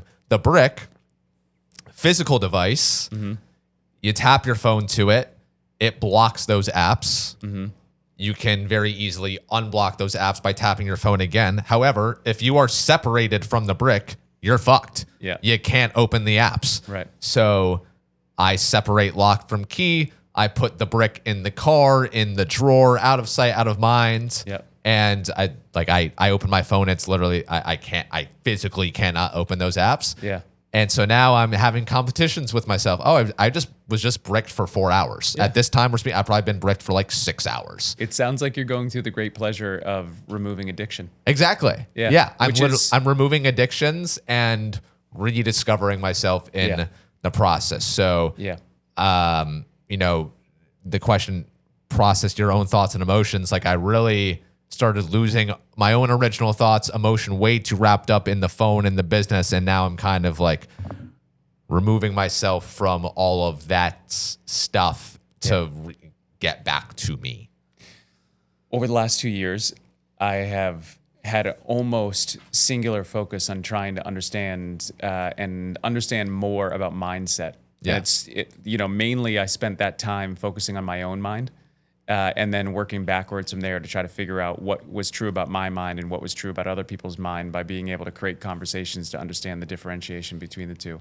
The thing that is the most common amongst, mine and other minds that I've noticed is that there are two major limitations that we run into in our mindset. One is if we are waiting for somebody else to tell us that we're enough. And the second one is that if we think that any result in our life is the fault of someone else. And if you can just begin to be able to narrow your focus on those two areas, where am I waiting for somebody else to validate me, to tell me that I'm enough, even though I know that I'm breathing right now, which tells me I'm enough. Yeah. Where am I feeling like some result in my life is of the fault of something or someone else, where I could make a choice right now that would start to course correct whatever thing I don't like and give me positive momentum towards where I'm going? If you can start going down those two channels, it starts to really reduce the noise and hopefully starts to increase the source. But that seems to be relatively universal for everybody. I think that we may have bypassed this question. Oh, boy. And we need to go straight to All the right, last the question. grand finale. Which is you again, Yeah. I believe, Oh, I right? love how you did that. Yeah. Okay, this is what we would call our anchor question. Okay. So is this one more special than the others? This one's a little bit more special because it's never the exact same wording on this question, but the idea of the question is always essentially the same. Okay. When you look back on this chapter of your life, what will matter most to you about the person you chose to become?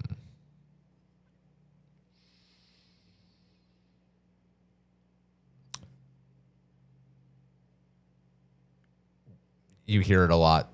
The people talk about the eulogy. What are people going to say about you at your eulogy? Yeah. It's not going to be the accomplishments and the money in the bank and the X, Y, and Z things that you checked off the box. Yeah. It's going to be about the memories, the trips you went on together, the times that you shared big belly laughter together, the shared meals, the character, the conversation. And so to answer this question, I am very concerned about what people say about me when I'm not in the room. Okay. When I look back on this chapter of my life, I'm interacting with a lot of people on a day-to-day basis. Yeah. Virtually, in person, at events. Yep. I talk to a lot of people. Yeah. On air, off air. I am trying my best. I don't think I have a 100% success rate, but I'm trying my best to make sure that whenever people are talking about me behind my back, because I know they are, I know I come up in a lot of what I'm doing. I come up in a lot of rooms and a lot of conversations. Mm-hmm. I want to do my absolute best to make sure that what is being said about me are positive things. I don't want anyone to I don't want for someone to have caught me on a bad day and I am maybe not as kind to them that day as I usually am to people, and then they have an impression of me from that interaction, and then they go talk about me in a room to someone else and they mouth off about how sucky I am. So I'm pretty, I know that's pretty lofty because I'm a human. I do have bad days. I do have a lot of weight on my shoulders. There are a lot of things I'm juggling as a truly one-man solopreneur right now. There's Sure. a lot of things I'm doing in my day-to-day and in my business that I wish I could be doing, but I'm just one person and I can't send the handwritten thank you notes to every person who's helped me, who was doing things for me the way that I used to. Yeah. I have a backlog. I used to be a lot better at it. There's a lot of touches that I used to do that I just can't, just because of sheer volume of what I'm dealing with on a day-to-day basis. But yeah, that's my answer to this question is I hope people have good things to say about me. Again, not out of vanity, not out of like, I want everyone to love me. Just, I think what matters most is who you are and how you show up. And, I hope when I'm not in the room that people will hype me up just as much as they do to my face. What can I just say? That I'm grateful that you are who you are, and I'm grateful that you showed up today.